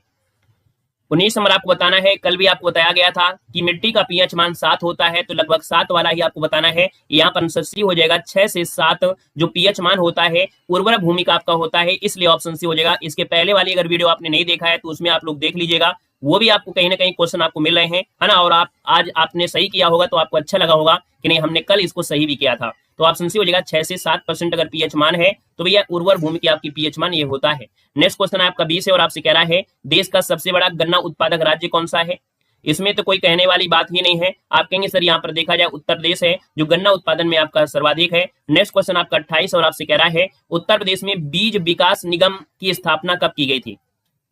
यहाँ पर 28 नंबर दिया और 28 की अगर बात कर लेते हैं तो आप कहेंगे सर यहाँ पर देखा जाए तो बीज विकास निगम स्थापना सन 2002 को की गई थी। तो आपका जो आंसर बनेगा यहाँ पर आपका सी नंबर राइट हो जाएगा। दोस्तों याद रखिएगा, ठीक है ना, क्लियर है। और यहाँ पर आगे बढ़ते हैं, क्वेश्चन दिया गया है 29 नंबर में और आपसे कह रहा है कि उत्तर प्रदेश की कौन रबी फसलें आपकी हैं। रबी की फसलें जो आपके सर्दियों में बोई जाती हैं, मतलब वही आपका देखा जाए तो अक्टूबर नवंबर, है ना, लगभग आपके नवंबर में बोई जाती हैं। तो आप कहेंगे सर यहाँ पर 29 नंबर दिया है और 29 नंबर की अगर बात करते हैं तो गेहूं बोया जाता है, चना बोते हैं, मटर बोते हैं और जौ को बोलते हैं। देखिए ऑप्शन नंबर आपका ये हो जाएगा, क्योंकि कपास होगा नहीं, कपास जो आपका है खरीफ की फसल है, याद रखिएगा। तो आंसर नंबर आपका ए राइट हो जाएगा। नेक्स्ट क्वेश्चन यहाँ पर आते हैं, क्वेश्चन आपका दिया गया है, कह रहा है क्वेश्चन 21 में निम्न में से कौन सी फसल उत्तर प्रदेश में आमतौर पर या व्यापक रूप से उगाई नहीं जाती है। दोस्तों यहाँ पर 21 नंबर की अगर बात कर लेते हैं तो देखिए गेहूं उगाया जाता है, चावल उगाया जाता है, तिलहन उगाया जाता है, लेकिन कपास ये व्यापक रूप से नहीं उगाई जाती है ना। इसलिए आपका आंसर डी हो जाएगा, क्योंकि व्यापक लगा दिया है, याद रखिए। बाकी चावल तो आपका होता है ना, क्लियर है ना। तो इसका ऑप्शन आपका डी बनेगा। क्वेश्चन नंबर आपका 22 है और आपसे कह रहा है कि उत्तर प्रदेश में उत्पादित आम को दूसरे प्रदेशों में किस नाम से प्रचारित किया जाता है। चलिए वेरी गुड, बहुत अच्छी बात है। तैयारी करने में आप सब लोगों को बहुत अच्छी जानकारी है। देखिए उत्तर प्रदेश में उत्पादित आम को दूसरे प्रदेशों में जब बेचा जाता है ना, तो भैया इनको हम लोग क्या बोलते हैं, इनको जो बोला जाता है तो भैया उनको नवाब या काकोरी ब्रांड के नाम से बोलते हैं। क्या, नवाब या काकोरी ब्रांड के नाम से भी इनको बेचा जाता है जब दूसरे प्रदेशों में बेचते हैं, है ना। तो आपका आंसर हो जाएगा, जैसे उत्तर प्रदेश में हम लोग मलिहाबाद के रूप में जानते हैं, वैसे जब हम अदर प्रदेशों में बेचते हैं तो वहां पर नवाब या काकोरी ब्रांड के नाम से बेचा जाता है। आएगा क्वेश्चन नंबर आपका 30 है और आपसे कह रहा है कि उत्तर प्रदेश की अर्थव्यवस्था आधारित है। तो उत्तर प्रदेश की अर्थव्यवस्था आप कहेंगे सर कृषि हो जाएगा, ऑप्शन बी बनेगा। नेक्स्ट क्वेश्चन आपसे दिया गया है, आपसे कह रहा है उत्तर प्रदेश में प्रथम दुग्ध सहकारी समिति की स्थापना कहां पर हुई थी।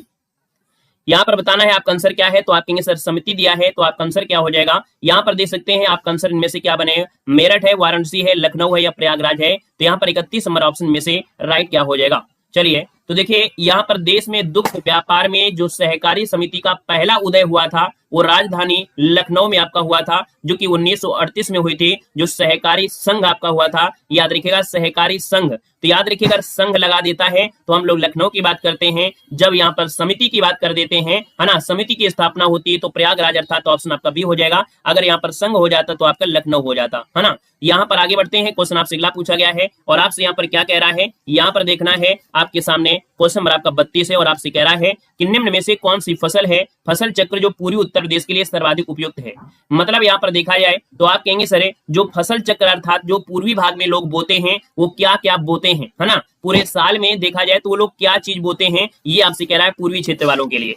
तो यहाँ पर 32 नंबर की अगर बात करते हैं तो आप देखिएगा धान, मक्का और गेहूं, इसकी खेती वो लोग करते हैं। मतलब धान करेंगे, फिर गेहूं करेंगे, फिर मक्का करेंगे, धान गेहूं मक्का, ये सर्किल इनका चलता रहता है। तो आप कहेंगे सर ऑप्शन नंबर आपका ए यहाँ पर राइट हो जाएगा, याद रखिएगा। क्वेश्चन नंबर आपका 33 है और आपसे कह रहा है कि उत्तर प्रदेश में उगाई जाने वाली निम्न फसलों में से किसकी अवधि न्यूनतम है। यहाँ पर देखिए ऐसी एक फसल है जो बहुत ही कम समय में ये हो जाती है। लगभग देखा जाए 60 दिनों में ही आप इसको काट सकते हैं, अर्थात कह सकते हैं जो 33 नंबर दिया है वो ऑप्शन बी हो जाएगा। मूंग का जो है, मूंग की खेती या मूंग की जो आप लोग फसल काटते हैं ना, बहुत कम समय में हो जाती है। लगभग 60 दिनों में एक ऐसी भी फसल होती है जो मूंग 60 दिनों में तोड़ाई शुरू हो जाती है। तो ऑप्शन नंबर आपका बी यहाँ पर राइट हो जाएगा दोस्तों, याद रखिएगा। क्लियर है। यहाँ पर देखिएगा क्वेश्चन नंबर आपको 39 और आपसे कह रहा है कि प्रदेश में तराई क्षेत्र विशेष करके जो सिद्धार्थनगर है वहां पर उगाए जाने वाले सुगंधित चावल की किस्म आपकी है क्या। बहुत आईएमपी क्वेश्चन आपसे दिया गया है, चलिए बताइएगा। हाँ बिल्कुल सही है। देखो सिद्धार्थनगर वाले एरिया में एक चावल की किस्म होती है, थोड़ा महंगा भी बिकता है ये वाला जो चावल है, याद रखिएगा इस चावल को कहते क्या है। तो 39 का जो ऑप्शन डी हो जाएगा, काला नमक चावल है। यहाँ पर आंसर आपका जो बनेगा वो आपका डी नंबर हो जाएगा। इसमें जो विटामिन ए होती है उसकी भी मात्रा इसमें आपकी काफी होती है, तो ऑप्शन डी राइट हो जाएगा। नेक्स्ट क्वेश्चन यहाँ पर दिया है, आपसे कह रहा है निम्नलिखित में से कौन उत्तर प्रदेश के सर्वाधिक फसल क्षेत्र के अंतर्गत सुमेलित नहीं है। चलिए हर हर महादेव भैया, हर हर महादेव। यहाँ पर सभी लोग सेशन को लाइक भी कर दीजिएगा। आप लोगों में से देखिए काफी लोग जुड़े हैं, लेकिन लाइक करने के लिए आप लोगों ने भी भूल गए हैं। तो जितने लोग यहाँ पर बाद में जुड़े हैं या पहले जुड़े हैं या अभी तक शेयर लाइक नहीं किया है, तो एक बार सभी लोग भैया लाइक भी कर दीजिएगा। पूरा सपोर्ट अपना बनाए रखिएगा। यहाँ पर देखिए 40 है और आपसे कह रहा है निम्नलिखित में से कौन उत्तर प्रदेश में सर्वाधिक फसल क्षेत्र के अंतर्गत सुमेलित नहीं है। अब आप देखिएगा यहाँ पर 40 नंबर में जो पहला ऑप्शन आपसे कह रहा है, और क्या कह रहा है, आपसे कह रहा है भर सरसों जो दिया है आगरा है। क्या दिया है, सरसों दिया है आगरा, आलू दिया है फरुखाबाद, ये वाला पॉइंट तो सही है। यहाँ पर मक्का देखा जाए तो वाराणसी दिया गया है, तिल जो आपका दिया है हमीरपुर दिया गया है। यहाँ पर देखा जाए तो 40 नंबर की अगर बात करते हैं तो ये जो आगरा आपका सरसों वाला है ये आपका जो है सुमेलित नहीं है, मतलब यहाँ पर फसल क्षेत्र इसमें आपका नहीं आएगा, ऑप्शन ए बनेगा। अगला क्वेश्चन यहाँ पर दिया गया है और आपसे कह रहा है कि भैया क्वेश्चन नंबर आपका 34 है और आपसे कह रहा है कि उत्तर प्रदेश में लगभग कितने प्रतिशत भूभाग पर गेहूं की खेती की जाती है। चलिए बहुत बहुत धन्यवाद। यहाँ पर क्वेश्चन नंबर आपका 34 है और 34 की अगर बात कर लेते हैं तो आपसे पूछा है गेहूं की खेती उत्तर प्रदेश के कितने प्रतिशत या कितने भूभाग पर होती है, यहाँ पर बताना है। तो भैया याद रखिएगा आपका आंसर हो जाएगा लगभग 24% भाग पर गेहूं की खेती होती है। नेक्स्ट क्वेश्चन दिया गया है कि उत्तर प्रदेश के किस उत्पादन का सबसे बड़ा उत्पादक आपका नहीं है। देखिए 35 नंबर आपसे दिया गया है और उत्तर प्रदेश में देखिए गेहूं का उत्पादन होता है, आलू होता है, गन्ना होता है, लेकिन फूल का उत्पादन आपका नहीं होता है। मतलब ऐसा नहीं कि बिल्कुल नहीं होता है ना, थोड़ा बहुत तो हमारे घर पे भी हो जाता है। तो इसका मतलब ये नहीं कि होता ही नहीं है ना। यहाँ पर सबसे बड़ा लगा दिया है तो आप कहेंगे फूलों का उत्पादक नहीं है, ऑप्शन आपका डी राइट हो जाएगा। नेक्स्ट क्वेश्चन दिया गया है 41 नंबर में और आपसे कह रहा है कि उत्तर प्रदेश में कितने प्रमुख कृषि जलवायु क्षेत्र हैं। चलिए यहाँ पर बताना है आपका आंसर क्या हो जाएगा, 9। बिल्कुल सही है। आप कहेंगे 9 कृषि जलवायु क्षेत्र आपके हैं। मतलब ये जो आपके होते हैं जलवायु क्षेत्रों को हम लोग बांटते हैं वो 9 क्षेत्रों में बांटते हैं, अर्थात उत्तर प्रदेश में जो जलवायु है उसको हम नए 9 क्षेत्रों में यहाँ पर बांटते हैं। जैसे तराई क्षेत्र, पश्चिमी मैदान, मध्य पश्चिमी मैदान, पश्चिमी अर्धशुष्क मैदान, मध्य पश्चिमी दक्षिणी मैदान, दक्षिणी पश्चिमी अर्धशुष्क, बुंदेलखंड, उत्तर पूर्वी मैदान, बिंद। मतलब कुल मिला के इनको जोड़ा जाएगा तो आपका 9 कृषि क्षेत्र आपकी बनेंगे, याद रखिएगा। क्वेश्चन नंबर आपका दिया है 42 और आपसे कह रहा है कि भैया उत्तर प्रदेश में सिंचाई के जो साधन है मुख्य रूप से आपके कौन कौन है, क्रम से आपको बताना है। कूट ऑप्शन में यहाँ पर दिया गया है। तो सबसे ज्यादा उत्तर प्रदेश में जो सिंचाई होती है वो किससे होती है, किससे होती है बताइए भाई। तो आप कहेंगे सबसे ज्यादा आपके देखो नलकूपों से अर्थात ट्यूबवेल से होती है। इसके बाद नहरों से होता है, इसके बाद तालाब कुएं होंगे, फिर अन्य साधन हो जाएंगे, है ना, झीलें पोखर वगैरह, जो झीलें वगैरह छोटी छोटी होती हैं, पानी बारिश के इकट्ठा हो जाता है। तो आप कहेंगे ऑप्शन बी हो जाएगा, 2 1 3 4 वाला ऑप्शन यहाँ पर बिल्कुल सही हो जाएगा। आइएगा, क्वेश्चन नंबर आपका दिया गया है, यहाँ पर दे सकते हैं क्वेश्चन नंबर आपका अगला दिया गया है और आपसे कह रहा है 36 नंबर आपसे कह रहा है कि उत्तर प्रदेश में निम्न में से किन उत्पादों का देश में सबसे बड़ा उत्पादक है। तो आप कहेंगे उत्तर प्रदेश में गन्ना उत्पादन आपका होता है और धान होता है क्या भाई, धान लगाएंगे क्या, यहाँ पर धान न करके आप आलू लगाइए। तो गन्ना और आलू जो उत्पादन होता है उत्तर प्रदेश में सबसे ज्यादा होता है, इसलिए ऑप्शन आपका बनेगा बी, 2 और 3 आपका सही हो जाएगा। क्वेश्चन नंबर आपका 37 है और आपसे कह रहा है कि उत्तर प्रदेश में गेहूं का सर्वाधिक उत्पादक जिला कौन सा है। चलिए, गेहूं का जो सर्वाधिक उत्पादक जिला है भैया, याद रखिएगा इनमें से जो आपका दिया गया है गोरखपुर, है ना, गोरखपुर ये आपका गेहूं के मामले में सबसे बड़ा आपका जिला है उत्पादक के हिसाब से, याद रखिएगा। गंगा घाघरा का जो दोआब क्षेत्र है यहाँ पर गेहूं आपका होता है, याद रखिएगा। इसके अलावा मेरठ, बुलंदशहर जो सहारनपुर है, आगरा, यहाँ भी होता है, लेकिन सबसे ज्यादा आपके गोरखपुर हो जाएगा। क्वेश्चन नंबर आपका 43 है और आपसे कह रहा है कि भारत में किस राज्य में सर्वाधिक सिंचाई नलकूप से होती है। तो सर्वाधिक सिंचाई जो होती है वो नलकूपों से होती है, तो आप कहेंगे सर उत्तर प्रदेश में होती है, ऑप्शन नंबर आपका डी हो जाएगा। और नेक्स्ट क्वेश्चन है यहाँ पर आपका दिया गया है और आपसे कह रहा है कि उस जनपद को चिन्हित कीजिएगा जिसमें जानवरों के लिए पॉली क्लिनिक नहीं है। चलिए, 38 को ऑप्शन देना है, यहाँ पर दे सकते हैं जानवरों के लिए पॉली क्लिनिक नहीं है, आपके लखनऊ में है, मुजफ्फरनगर में है, गोरखपुर में है, लेकिन झांसी में नहीं है। तो ऑप्शन क्या बनेगा, बी नंबर है, यहाँ पर राइट हो जाएगा, बी नंबर आपका बन जाएगा। नेक्स्ट क्वेश्चन यहाँ पर दिया गया है, आपसे कह रहा है कि भैया उत्तर प्रदेश में सिंचाई का सबसे बड़ा जो स्रोत है वो आपका कौन सा है। 44 नंबर आपसे कह रहा है। तो दोस्तों हमने बताया था कि आपके नलकूप जो आपके हैं वो सबसे ज्यादा सिंचाई उत्तर प्रदेश में नलकूपों से अर्थात ट्यूबवेल से होती है। क्वेश्चन नंबर आपका 45 है और आपसे कह रहा है कि उत्तर प्रदेश राज्य में कुल सिंचाई क्षेत्र का नहर जो आपका है, नहर सिंचाई क्षेत्र कितने प्रतिशत है। मतलब उत्तर प्रदेश में जो कुल सिंचाई होती है उसमें से नहर से सिंचाई जो होती है वो कितने % आपकी होती है, आपसे कह रहा है। तो दोस्तों याद रखिएगा यहाँ पर जो आपका आंसर है वो राइट हो जाएगा, लगभग 30% भाग पर याद रखिए नहरों से सिंचाई आपके उत्तर प्रदेश में की जाती है। तो ऑप्शन नंबर आपका बनेगा ए नंबर, राइट हो जाएगा, ए नंबर आपका बन जाएगा। दोस्तों कि उत्तर प्रदेश का कौन सा जनपद है जो दशहरी आम का सर्वोच्च उत्पादक है। चलिए बताना है, आपका आंसर क्या हो जाएगा। हर हर महादेव भैया, हर हर महादेव। कह रहा है उत्तर प्रदेश का कौन सा जनपद है जो दशहरी आम का सर्वोच्च उत्पादक है। यहाँ पर जो आपका आंसर इनमें से क्या हो जाएगा। तो आप कहेंगे सर यहाँ पर देखा जाए तो आपका आंसर बी हो जाएगा, ये आपका लखनऊ है ना, क्या है, लखनऊ, ऑप्शन नंबर आपका बी यहाँ पर राइट हो जाएगा। और अगला क्वेश्चन यहाँ पर दिया गया है और आपसे कह रहा है कि उत्तर प्रदेश को भारत का शक्कर का कटोरा क्यों कहा जाता है, इसको स्पष्ट करने के लिए निम्नलिखित में से विचार आपको करना है, ये आपसे कह रहा है। और यहाँ पर देखा जाए तो आपका 47 नंबर है।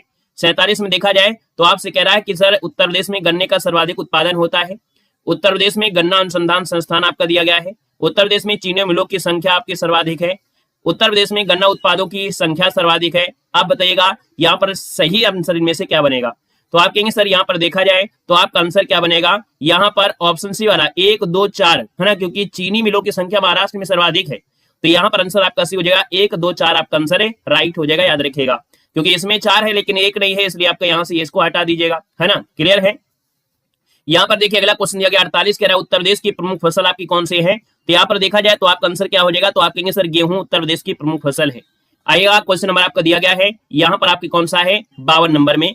चलिए, भारत में उत्तर प्रदेश अग्रणी उत्पादक है, बताएगा कि भारत में उत्तर प्रदेश है वो अग्रणी उत्पादक किसका है। गुड इवनिंग सभी को, नमस्ते। यहाँ पर देखिए आपके देखा जाए तो सबसे ज्यादा जो उत्पादन होता है ना, इनमें से आपके दूध का आपका हो जाएगा, क्योंकि यहाँ पर दिया है चावल, केला, दाल, तो इसमें दूध ऑप्शन आपका ए नंबर है, राइट हो जाएगा। अगला है उत्तर प्रदेश का सबसे महत्वपूर्ण नकदी या वाणिज्यिक फसल इनमें से क्या हो जाएगा। देख सकते हैं नकदी या वाणिज्यिक फसल की बात करते हैं तो गन्ना जो आपका है ऑप्शन नंबर आपका बी आ रहा है, तो जवाब बिल्कुल सही हो जाएगा। यहाँ पर आपसे नकदी व वाणिज्यिक पूछा गया है ना, इसलिए आपको बताना है यहाँ पर गन्ना बताना है, गेहूं मत बताइएगा। अगला क्वेश्चन दिया गया है 54 नंबर में, उत्तर प्रदेश में आंवले का जो सर्वाधिक उत्पादन करने वाला जो जिला है वो आपका कौन सा है। तो 54 की अगर बात कर लेते हैं तो आप कहेंगे सर ये है आपका प्रतापगढ़, ऑप्शन आपका बी राइट हो जाएगा। नेक्स्ट क्वेश्चन दिया गया है और आपसे कह रहा है कि निम्नलिखित में से किस दलहन का फसल क्षेत्र उत्तर प्रदेश में सर्वाधिक है। दलहनी फसल में देखा जाए तो उत्तर प्रदेश में जो सर्वाधिक आपका है वो किसका है। तो यहाँ पर चना है, ऑप्शन नंबर आपका डी राइट हो जाएगा, चना। यहाँ पर अगला क्वेश्चन दिया गया है 56 है कि निम्नलिखित में से गेहूं का जो सर्वाधिक उत्पादन वाला राज्य है इनमें से कौन सा है। तो भैया यहाँ पर आंसर आपका बी हो जाएगा, उत्तर प्रदेश है जो सर्वाधिक उत्पादन करता है। हालांकि देखा जाए प्रतिशत के हिसाब से देखा जाए तो आपका यहाँ पर पंजाब प्रतिशत के हिसाब से होता है, बाकी ऑप्शन सी इसका राइट हो जाएगा। नेक्स्ट क्वेश्चन दिया गया है कि कृषि श्रम उत्पादकता जो सर्वाधिक है आपकी कहाँ की है। कृषि श्रम उत्पादकता जो आपकी सर्वाधिक है वो किस क्षेत्र में है, मतलब कृषि से देखा जाए जो पैसे इकट्ठा होते हैं, है ना, यहाँ पर देखे जाए कौन से क्षेत्र में आपका है, तो आप कहेंगे सीरीज का आंसर डी हो जाएगा। जो पश्चिमी उत्तर प्रदेश है यहाँ पर कृषि जो श्रम है इनकी उत्पादकता क्या है वो आपका सर्वाधिक है, ठीक है ना, जो भी श्रमिक लगे हुए हैं इनकी उत्पादकता कहाँ पर क्षेत्र में, पश्चिमी क्षेत्र में आपकी सर्वाधिक है। गुड इवनिंग भैया, गुड इवनिंग। अगला क्वेश्चन दिया 58 नंबर में, उत्तर प्रदेश में सीमांत कृषक किन्हें कहा जाता है। वेरी वेरी एमपी क्वेश्चन है, उत्तर प्रदेश में जो सीमांत कृषक कहा जाता है वो किसको कहते हैं। देखिए सीमांत कृषक दिया हो, सीमांत कृषक आपका होता है ना तो जिसके पास 1 हेक्टेयर से कम भूमि होती है, 1 हेक्टेयर से कम भूमि होती है उनको हम लोग सीमांत कृषक कहते हैं। ऑप्शन बी हो जाएगा। हमने आपको इसके पहले लेक्चर में बताया था कि अपने उत्तर प्रदेश में लगभग औसत देखा जाए तो आपका 0.75 एकड़ के लगभग आपके यहाँ पर औसत आपका जो था, यहाँ पर सीमांत दिया है तो ऑप्शन आपका बी नंबर है, राइट हो जाएगा। क्वेश्चन नंबर आपका 59 है कि उत्तर प्रदेश में खरीफ फसल की जो बुआई होती है वो आपकी कब होती है। खासे खरीफ और खरीफ अर्थात यहाँ पर बारिश खराब कहेंगे तो आप कहेंगे बारिश जो आपकी होती है वो आपकी कब होती है, तो आपका आंसर क्या हो जाएगा भाई, तो आप कहेंगे सर यहाँ पर देखो जनवरी फरवरी तो कोई मतलब नहीं है, अप्रैल मई भी नहीं होगा, अक्टूबर दिसंबर भी नहीं होगा, तो ऑप्शन सी वाला हो जाएगा जून जुलाई, है ना, ऑप्शन बनेगा यहाँ पर सी नंबर है, राइट हो जाएगा। नेक्स्ट क्वेश्चन दिया गया है क्वेश्चन नंबर आपका 49 और आपसे कह रहा है उत्तर प्रदेश में अग्रणी उत्पादक किसका है। देखिए अग्रणी उत्पादक की बात करते हैं, गेहूं है, गन्ना है और आलू है। इसका मतलब प्रदेश में पान उत्पादन के लिए कौन सा जो जिला है विशेष रूप से आपको प्रसिद्ध है। पान उत्पादन के लिए देखा जाए तो आप कहेंगे सर इसमें से आपका महोबा है, जो पान अनुसंधान संस्थान है वो कहां पर है, वो भी आपके महोबा में है, ऑप्शन आपका डी राइट हो जाएगा। नेक्स्ट क्वेश्चन दिया गया है कि प्रदेश में अवनालिका अपर्दन से सबसे अधिक प्रभावित जो जिला है वो आपका कौन सा है। अवनालिका अपर्दन से प्रभावित जो आपका जिला होगा इनमें से कौन होगा, जहां पर बालुई एरिया होगा, अर्थात यहाँ पर देखा जाए तो आपका आंसर क्या बनेगा, यहाँ पर आंसर नंबर आपका सी इटावा क्षेत्र जिसका ऑप्शन आ रहा है बिल्कुल सही हो जाएगा, इटावा बन जाएगा, है ना। अगला क्वेश्चन आपसे दिया गया है और आपसे कह रहा है कि भारत में उत्तर प्रदेश जिस पैदावार का सबसे बड़ा उत्पादक है वो आपका कौन सा है। देखिए यहाँ पर खाद्यान्न है, तिलहन है, दलहन है और मसाले है। आप कहेंगे खाद्यान्न उत्पादन में देखिए गेहूं आपका है, गेहूं के मामले आपको होता है, खाद्यान्न के मामले में है, तो आप कहेंगे सर यहाँ पर जो आंसर आपका दिया गया है 60 नंबर वो आपका जवाब बिल्कुल है सही हो जाएगा, ए नंबर है। अगला क्वेश्चन है 61 नंबर की चावल की खेती के लिए प्रथम साक्ष्य कहां से प्राप्त हुए हैं। उत्तर प्रदेश में बताना है कि जो चावल की खेती के प्रथम साक्ष्य मिले हैं उत्तर प्रदेश में कहां से मिले हैं। यहाँ पर देखा जाए तो आपका आंसर क्या हो जाएगा, तो आपका ये बेलन नदी है ना, इलाहाबाद के क्षेत्र में जो आपका कोल्डिहावा है वहां पर चावल के साक्ष्य भी मिले हैं, तो आप कहेंगे सर बेलन नदी, इसको ऑप्शन सी नंबर है राइट हो जाएगा। क्वेश्चन नंबर आपका 62 है, आपको बताना है और 62 नंबर आपसे क्या कह रहा है इसको समझना है और आप फिर जवाब देना है। आपसे कह रहा है कि भारत के कुल गन्ना उत्पादन का कितना प्रतिशत भाग उत्तर प्रदेश में उत्पादित किया जाता है। तो उत्तर प्रदेश में जो गन्ना होता है ना वो लगभग कितना होता है, तो आपका आंसर इनमें से क्या हो सकता है यहाँ पर बताना है। चलिए यहाँ पर देखिए आपका जो आंसर है 62 नंबर में वो ऑप्शन में से राइट क्या हो जाएगा। चलिए तो गन्ना के उत्पादन के हिसाब से देखा जाए तो लगभग वही 40 के लगभग होता है, कितना 40 के लगभग आपका होता है ना, 40 क्या बोलेंगे 41 पॉइंट कुछ है, तो आपकी इसके औसत आपको देना है, ऑप्शन नंबर आपका डी वाला। यहाँ पर जवाब जो दिया गया है डी नंबर है वो आपका जवाब क्या हो जाएगा राइट हो जाएगा, लगभग 41% आपका होता है, उस हिसाब से आप जवाब देना है, तो ऑप्शन क्या लगा देंगे यहाँ पर डी लगा देंगे। आइएगा क्वेश्चन नंबर आपका अगला पूछा गया है और आपसे यहाँ पर दिया गया है और क्या कह रहा है क्वेश्चन है यहाँ पर दिया उत्तर प्रदेश में राष्ट्रीय जलागम विकास कार्यक्रम कितने प्रतिशत कम सिंचाई क्षमता वाले क्षेत्रों में लागू किया गया है। यहाँ पर बताना है कि उत्तर प्रदेश में राष्ट्रीय जलागम विकास कार्यक्रम कितने प्रतिशत में कम सिंचाई वाले क्षेत्रों में लागू किया गया है। ये देखिए आपका जो आंसर है इसमें से आपका हो जाएगा 30% जो आपकी सिंचाई आपकी अगर इससे कम होती है तो ऐसे क्षेत्रों में राष्ट्रीय जलागम विकास कार्यक्रम चालू किया गया है। मतलब जहां कम सिंचाई होती है उसके लिए है जल प्रबंधन व्यवस्था से आपका है वर्षा का जो जल है उसको संग्रह करना है, भूजल जो आपका है उसके पुनर्भरण के तरीकों के बारे में है, तो ऑप्शन आपका बी बनेगा। नेक्स्ट क्वेश्चन देखो दिया गया है और आपसे कह रहा है कि उत्तर प्रदेश भूमि सुधार निगम की स्थापना कब की गई थी। चलिए बताना है उत्तर प्रदेश भूमि सुधार निगम की स्थापना कब की गई थी। यहाँ पर देखा जाए 70 नंबर में, तो आपका जो आंसर है आपका आंसर 70 नंबर में आपका क्या बनेगा। चलिए ऑप्शन सी नंबर बिल्कुल सही है, 1978 में याद रखिएगा उत्तर प्रदेश भूमि सुधार निगम की स्थापना की गई, ऑप्शन आपका सी हो जाएगा।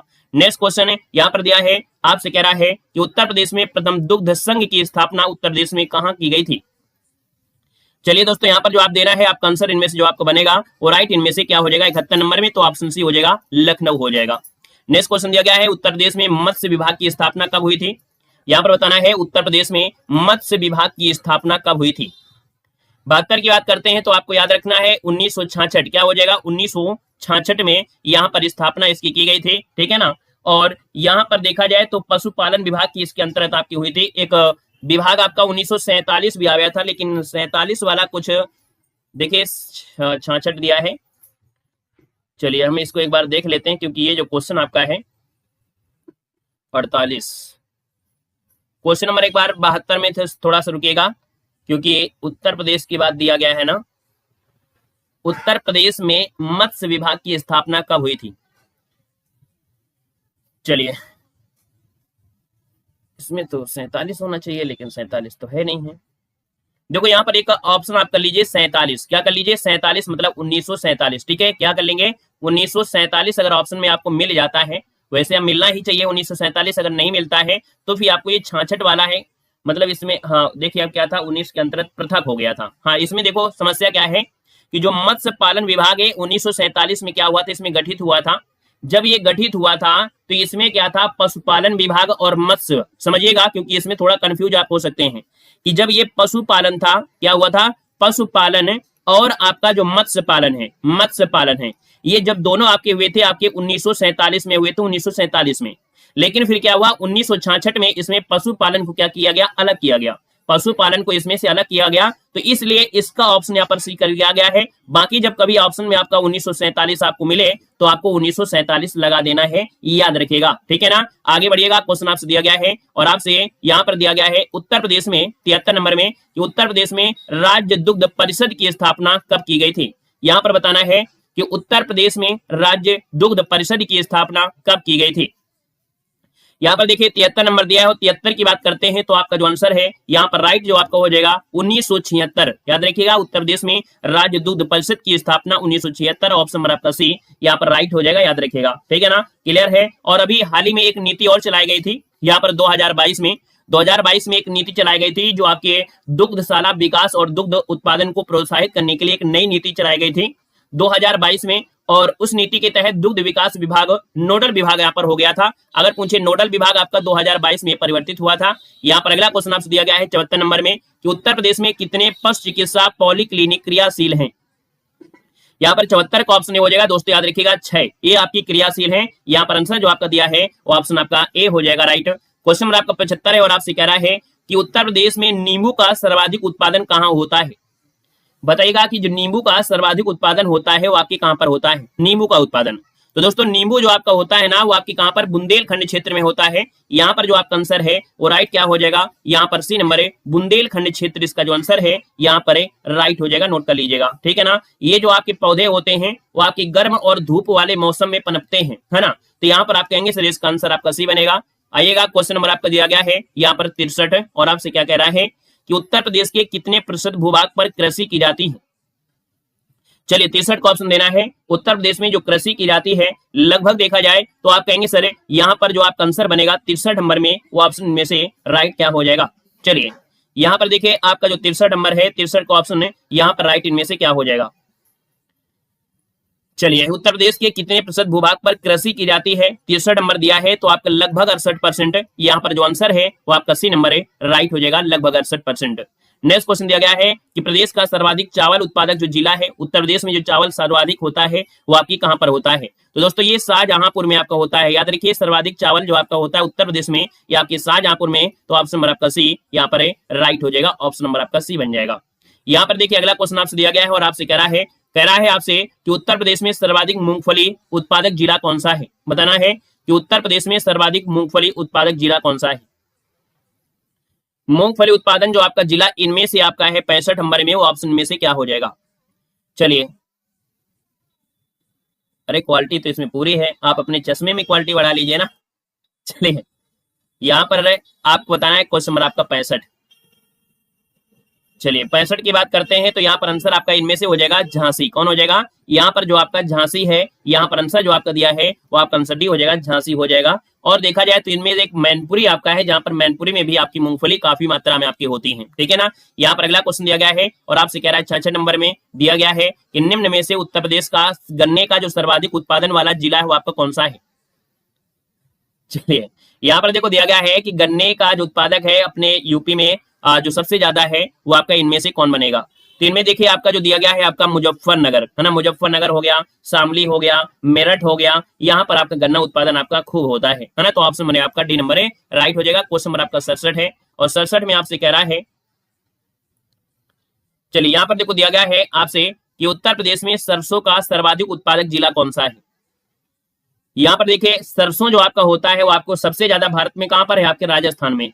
तो राजस्थान वाले एरिया के हिसाब से अगर बात करें जहां पर आपकी बालुई मिट्टी होती है, तो यहाँ पर देखिए जो आपका आगरा है, कौन बी नंबर है, यहाँ पर जो आगरा आपका है दोस्तों ऑप्शन नंबर आपका बी राइट हो जाएगा, आगरा बन जाएगा, ठीक है ना। वहीं पर राजस्थान को सरसों का राज्य भी कहते हैं, राजस्थान को सरसों का राज्य भी कहते हैं, इसका ऑप्शन बी बनेगा। और अगला क्वेश्चन है यहाँ पर दिया गया है, कह रहा है क्वेश्चन है उत्तर प्रदेश में कृषि उत्पादन मंडियों की स्थापना कब की गई थी। उत्तर प्रदेश में कृषि उत्पादन मंडियों की जो स्थापना है वो आपकी कब की गई थी दोस्तों। ये की गई थी 1964 में। कब की गई थी, 1964 में यहाँ पर किया था। और अभी हाल ही में 2020 में एक संशोधन हुआ है। 2020 में जब संशोधन हुआ तो उस संशोधन में 46 फलों और सब्जियों को इसके दायरे से बाहर कर दिया गया है। याद रखिएगा, अगर पूछे कि कितने सब्जियों को अभी 2020 में जो आपका जो संशोधन हुआ है तो उसमें देखा जाए तो 46 फलों और सब्जियों को इसके दायरे से बाहर कर दिया है। स्थापना 64 में हुई थी लेकिन 2020 में संशोधन हुआ और 46 फल और सब्जियों को इसी के दायरे से यहाँ पर बाहर कर दिया है। क्वेश्चन नंबर आपका 76 है और आपसे कह रहा है कि उत्तर प्रदेश में गोकुल पुरस्कार योजना का संबंध किससे है। गोकुल पुरस्कार योजना है और आपको याद रखना है ये आपका दुग्ध उत्पादन से है, ऑप्शन नंबर आपका सी हो जाएगा। और क्वेश्चन नंबर आपका 77 है और आपसे कह रहा है कि उत्तर प्रदेश को कितने कृषि पारिस्थितिकी क्षेत्रों में बांटा गया है। अब यहाँ पर देखो कृषि पारिस्थितिकी क्षेत्र है और पारिस्थितिकी क्षेत्र है तो आपके 20 पारिस्थितिकी क्षेत्र हो जाएगा, ऑप्शन बी राइट हो जाएगा। क्वेश्चन नंबर आपका 78 है और आपसे कह रहा है यहाँ पर है कि राज्य में सर्वाधिक मक्का उत्पादित करने वाला जिला कौन सा है। बताना है यहाँ पर जो आंसर है वो आपका राइट इनमें से क्या हो जाएगा। यहाँ पर भारत में पूछे तो कर्नाटक, भारत में पूछे तो कर्नाटक है और अगर आपसे पूछे उत्तर प्रदेश में तो आपका बहराइच हो जाएगा, ऑप्शन नंबर आपका बी यहाँ पर राइट हो जाएगा दोस्तों, याद रखिएगा, ठीक है ना। यहाँ पर आगे बढ़ते हैं, क्वेश्चन आपसे अगला पूछा गया है और आपसे कह रहा है क्वेश्चन है उत्तर प्रदेश में चने का सर्वाधिक उत्पादन कहाँ होता है। और उत्तर प्रदेश में अगर पूछे चना आपका है तो आप कहेंगे सर कौन सा, बुंदेलखंड क्षेत्र वाला जहां पर आपका हमीरपुर एरिया पड़ता है, तो आपका आंसर क्या हो जाएगा, सी नंबर इसका राइट हो जाएगा, है ना। याद रखिएगा बुंदेलखंड क्षेत्र में चने का उत्पादन काफी मात्रा में होता है और ये एरिया आपका जैसे आपका हमीरपुर आपका है इसमें आपका पड़ता है ना, बुंदेलखंड वाले में। यहाँ पर अगला क्वेश्चन दिया गया और आपसे कह रहा है उत्तर प्रदेश में कितने कृषि निर्यात क्षेत्र आपके हैं। उत्तर प्रदेश में कितने कृषि निर्यात क्षेत्र हैं, यहाँ पर 80 नंबर दिया है और 80 की अगर बात करते हैं तो आपका आंसर ये हो जाएगा 3 कृषि निर्यात क्षेत्र आपके हैं। यहाँ पर जो आंसर आपका दिया है वो ऑप्शन नंबर आपका ए यहाँ पर राइट हो जाएगा दोस्तों, याद रखिएगा, ठीक है ना। यहाँ पर अगला क्वेश्चन दिया गया है, आपसे कह रहा है 81 नंबर में और दिया गया है कि उत्तर प्रदेश का कौन सा जिला है जो अमरूद के लिए प्रसिद्ध है। अमरूद के लिए जाना जाता है प्रयागराज, है ना, अमरूद के लिए प्रयागराज, ऑप्शन आपका बी यहाँ पर राइट हो जाएगा। अमरूद नगरी के नाम से आपके प्रयागराज को जाना जाता है। ये अपने खूबसूरती के लिए, स्वाद के लिए, मिठास के लिए, खुशबू के लिए ये दुनिया भर में मशहूर है, इलाहाबादी अमरूद, याद रखिएगा, ठीक है ना। इसका गूदा जो होता है वो लाल होता है, वही वाला आपका अमरूद है, याद रखिएगा। क्वेश्चन नंबर आपका 86 है कि उत्तर प्रदेश में विभिन्न माध्यमों से की जाने वाली सिंचाई के साधनों का अवरोही क्रम आपको बताना है। अवरोही क्रम मतलब हो गया बढ़ते से छोटे क्रम में, है ना। यहाँ पर देखिए आपसे 86 नंबर की अगर बात करते हैं तो सबसे ज्यादा यहाँ पर होता है ट्यूबवेल नलकूपों से, फिर नहरों से होता है, फिर कुआं से होगा, फिर अन्य साधन हो जाएगा, फिर इसके बाद झील और तालाब का आएंगे। यहाँ पर देखिए ऑप्शन नंबर आपका सी वाला यहाँ पर राइट कर दीजिएगा। अगला क्वेश्चन दिया गया है, कह रहा है अरहर का सर्वाधिक उत्पादन जिला उत्तर प्रदेश में कौन है। यहाँ पर बताना है कि उत्तर प्रदेश में अरहर का सर्वाधिक उत्पादन वाला जनपद कौन सा है। यहाँ पर देखा जाए तो आपका अरहर का उत्पादन जो आपका होता है इनमें से आपका आंसर क्या हो जाएगा। चलिए 87 को ऑप्शन देना है और 87 को ऑप्शन इनमें से जो आपका बी दिया है फतेहपुर।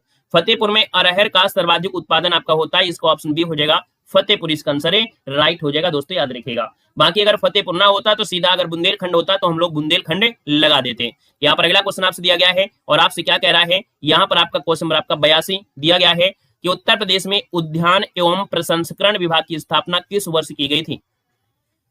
यहाँ पर देख सकते हैं उद्यान एवं प्रसंस्करण विभाग की स्थापना आपकी हुई थी 1974 में हुआ था, याद रखिए 1974 में हुआ था। यहाँ पर आपका आंसर ये हो जाएगा। नेक्स्ट क्वेश्चन दिया है 83 में और आपसे कह रहा है कि उत्तर प्रदेश में कपास की बुआई किस माह में की जाती है।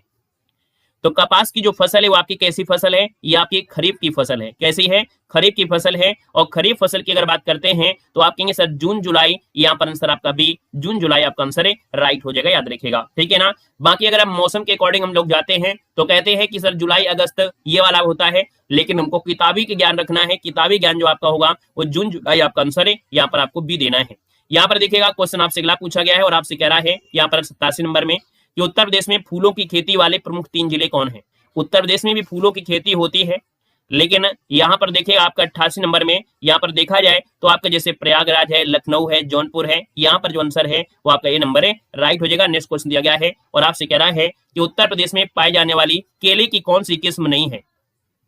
तो उत्तर प्रदेश में केले में देखा जाए तो दूध सागर है, अल्फान है, चंपा है, लेकिन चमेली नहीं है। ठीक है, चमेली ये आपके केले की किस्म नहीं है जो कि आपको उत्तर प्रदेश में लगता है, तो इसलिए ऑप्शन आपको डी यहाँ पर लगाना है। क्वेश्चन नंबर आपका दिया गया है 90 और आपसे कह रहा है कि निम्नलिखित में से कौन सी किस्म है जो अमरूद की नहीं है। यहाँ पर देखिए 90 नंबर दिया है और 90 की अगर बात कर लेते हैं तो दोस्तों याद रखिएगा यहाँ पर सरदार है, ललित है, सुरखा है, लेकिन भैया जो दिया गया है मालभोग, क्या दिया है, मालभोग किसकी किस्म है बता सकते हैं। तो ये बिहार में एक केला है, बिहार में एक केला लगता है बिहार में, तो ये बिहार की मुख्य फसलों में आपका आता है जो कि केले से रिलेटेड है, तो ऑप्शन आपका बी हो जाएगा। और अगला क्वेश्चन यहाँ पर दिया गया है 84 और आपसे कह रहा है कि उत्तर प्रदेश का सर्वाधिक अफीम उत्पादक जिला कौन है। 84 नंबर में उत्तर प्रदेश का सर्वाधिक अफीम जो आपको उत्पादन होता है वो आपके कहां पर, बाराबंकी में होता है, ऑप्शन आपका डी बनेगा। और अगला क्वेश्चन यहाँ पर दिया गया है 85 और दिया गया है और आपसे कह रहा है कि उत्तर प्रदेश में सीमांत कृषकों का कितना प्रतिशत है। सीमांत कृषक जो आपके हैं उत्तर प्रदेश में वो आपके हैं कितने, देखिए 85 नंबर है। 85 की अगर बात कर लेते हैं तो ऑप्शन क्या हो जाएगा, हमने कल बताया था 75 लगभग आपका होता है, तो यहाँ पर आपका आंसर आपका बी वाला यहाँ पर राइट हो जाएगा, 79% लगभग आपका यहाँ पर लगाना है। क्वेश्चन नंबर आपका 91 है और आपसे कह रहा है कि उत्तर प्रदेश में जौ का सर्वाधिक उत्पादन किस जनपद में होता है। जौ का जो उत्पादन होता है उत्तर प्रदेश में वो आपके कहां पर होता है।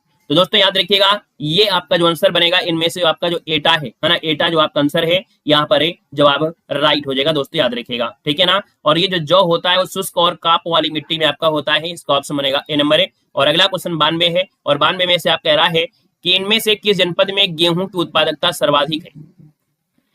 देखो हमने कहा था कि गेहूं आपके गोरखपुर में होता है, लेकिन ऑप्शन में जो आप कहेगा तो वही तो हम लोग बोलेंगे ना, ऑप्शन में जो आपका होगा उसी के अनुसार सही करेंगे। तो यहाँ पर जो आपका बागपत है वो ऑप्शन आपका ये नंबर है, राइट हो जाएगा, बागपत आपका आंसर है। इस प्रकार से आप लोगों ने एक बेहतर तरीके से, है ना, ये तीनों टॉपिक आपके काफी जबरदस्त तरीके के होते हैं, है ना, तो यहाँ पर कहीं ना कहीं इनको आपने कवर कर लिया है। और बचे हुए जो आपके टॉपिक हैं वो आपके फिर से आपको मिल जाएंगे कल आपको 3 बजे, तो आपको 3 बजे आपको जुड़ना है। हालांकि वैसे क्लासें आपको 6 बजे ही हम आपको दिया करते थे, है ना, लेकिन इस समय 6 बजे आपकी करंट अफेयर चल रही है, तो इस वजह से अभी यहाँ पर आपको देखा जाए तो 3 बजे हम आपको ये मैराथन का होती है और 3 बजे आप लोग करंट अफेयर की क्लास भी आप लोग ले सकते हैं। तो अगली क्लास आपको 3 बजे करंट अफेयर की आपको मिलने वाली है, ठीक है भैया।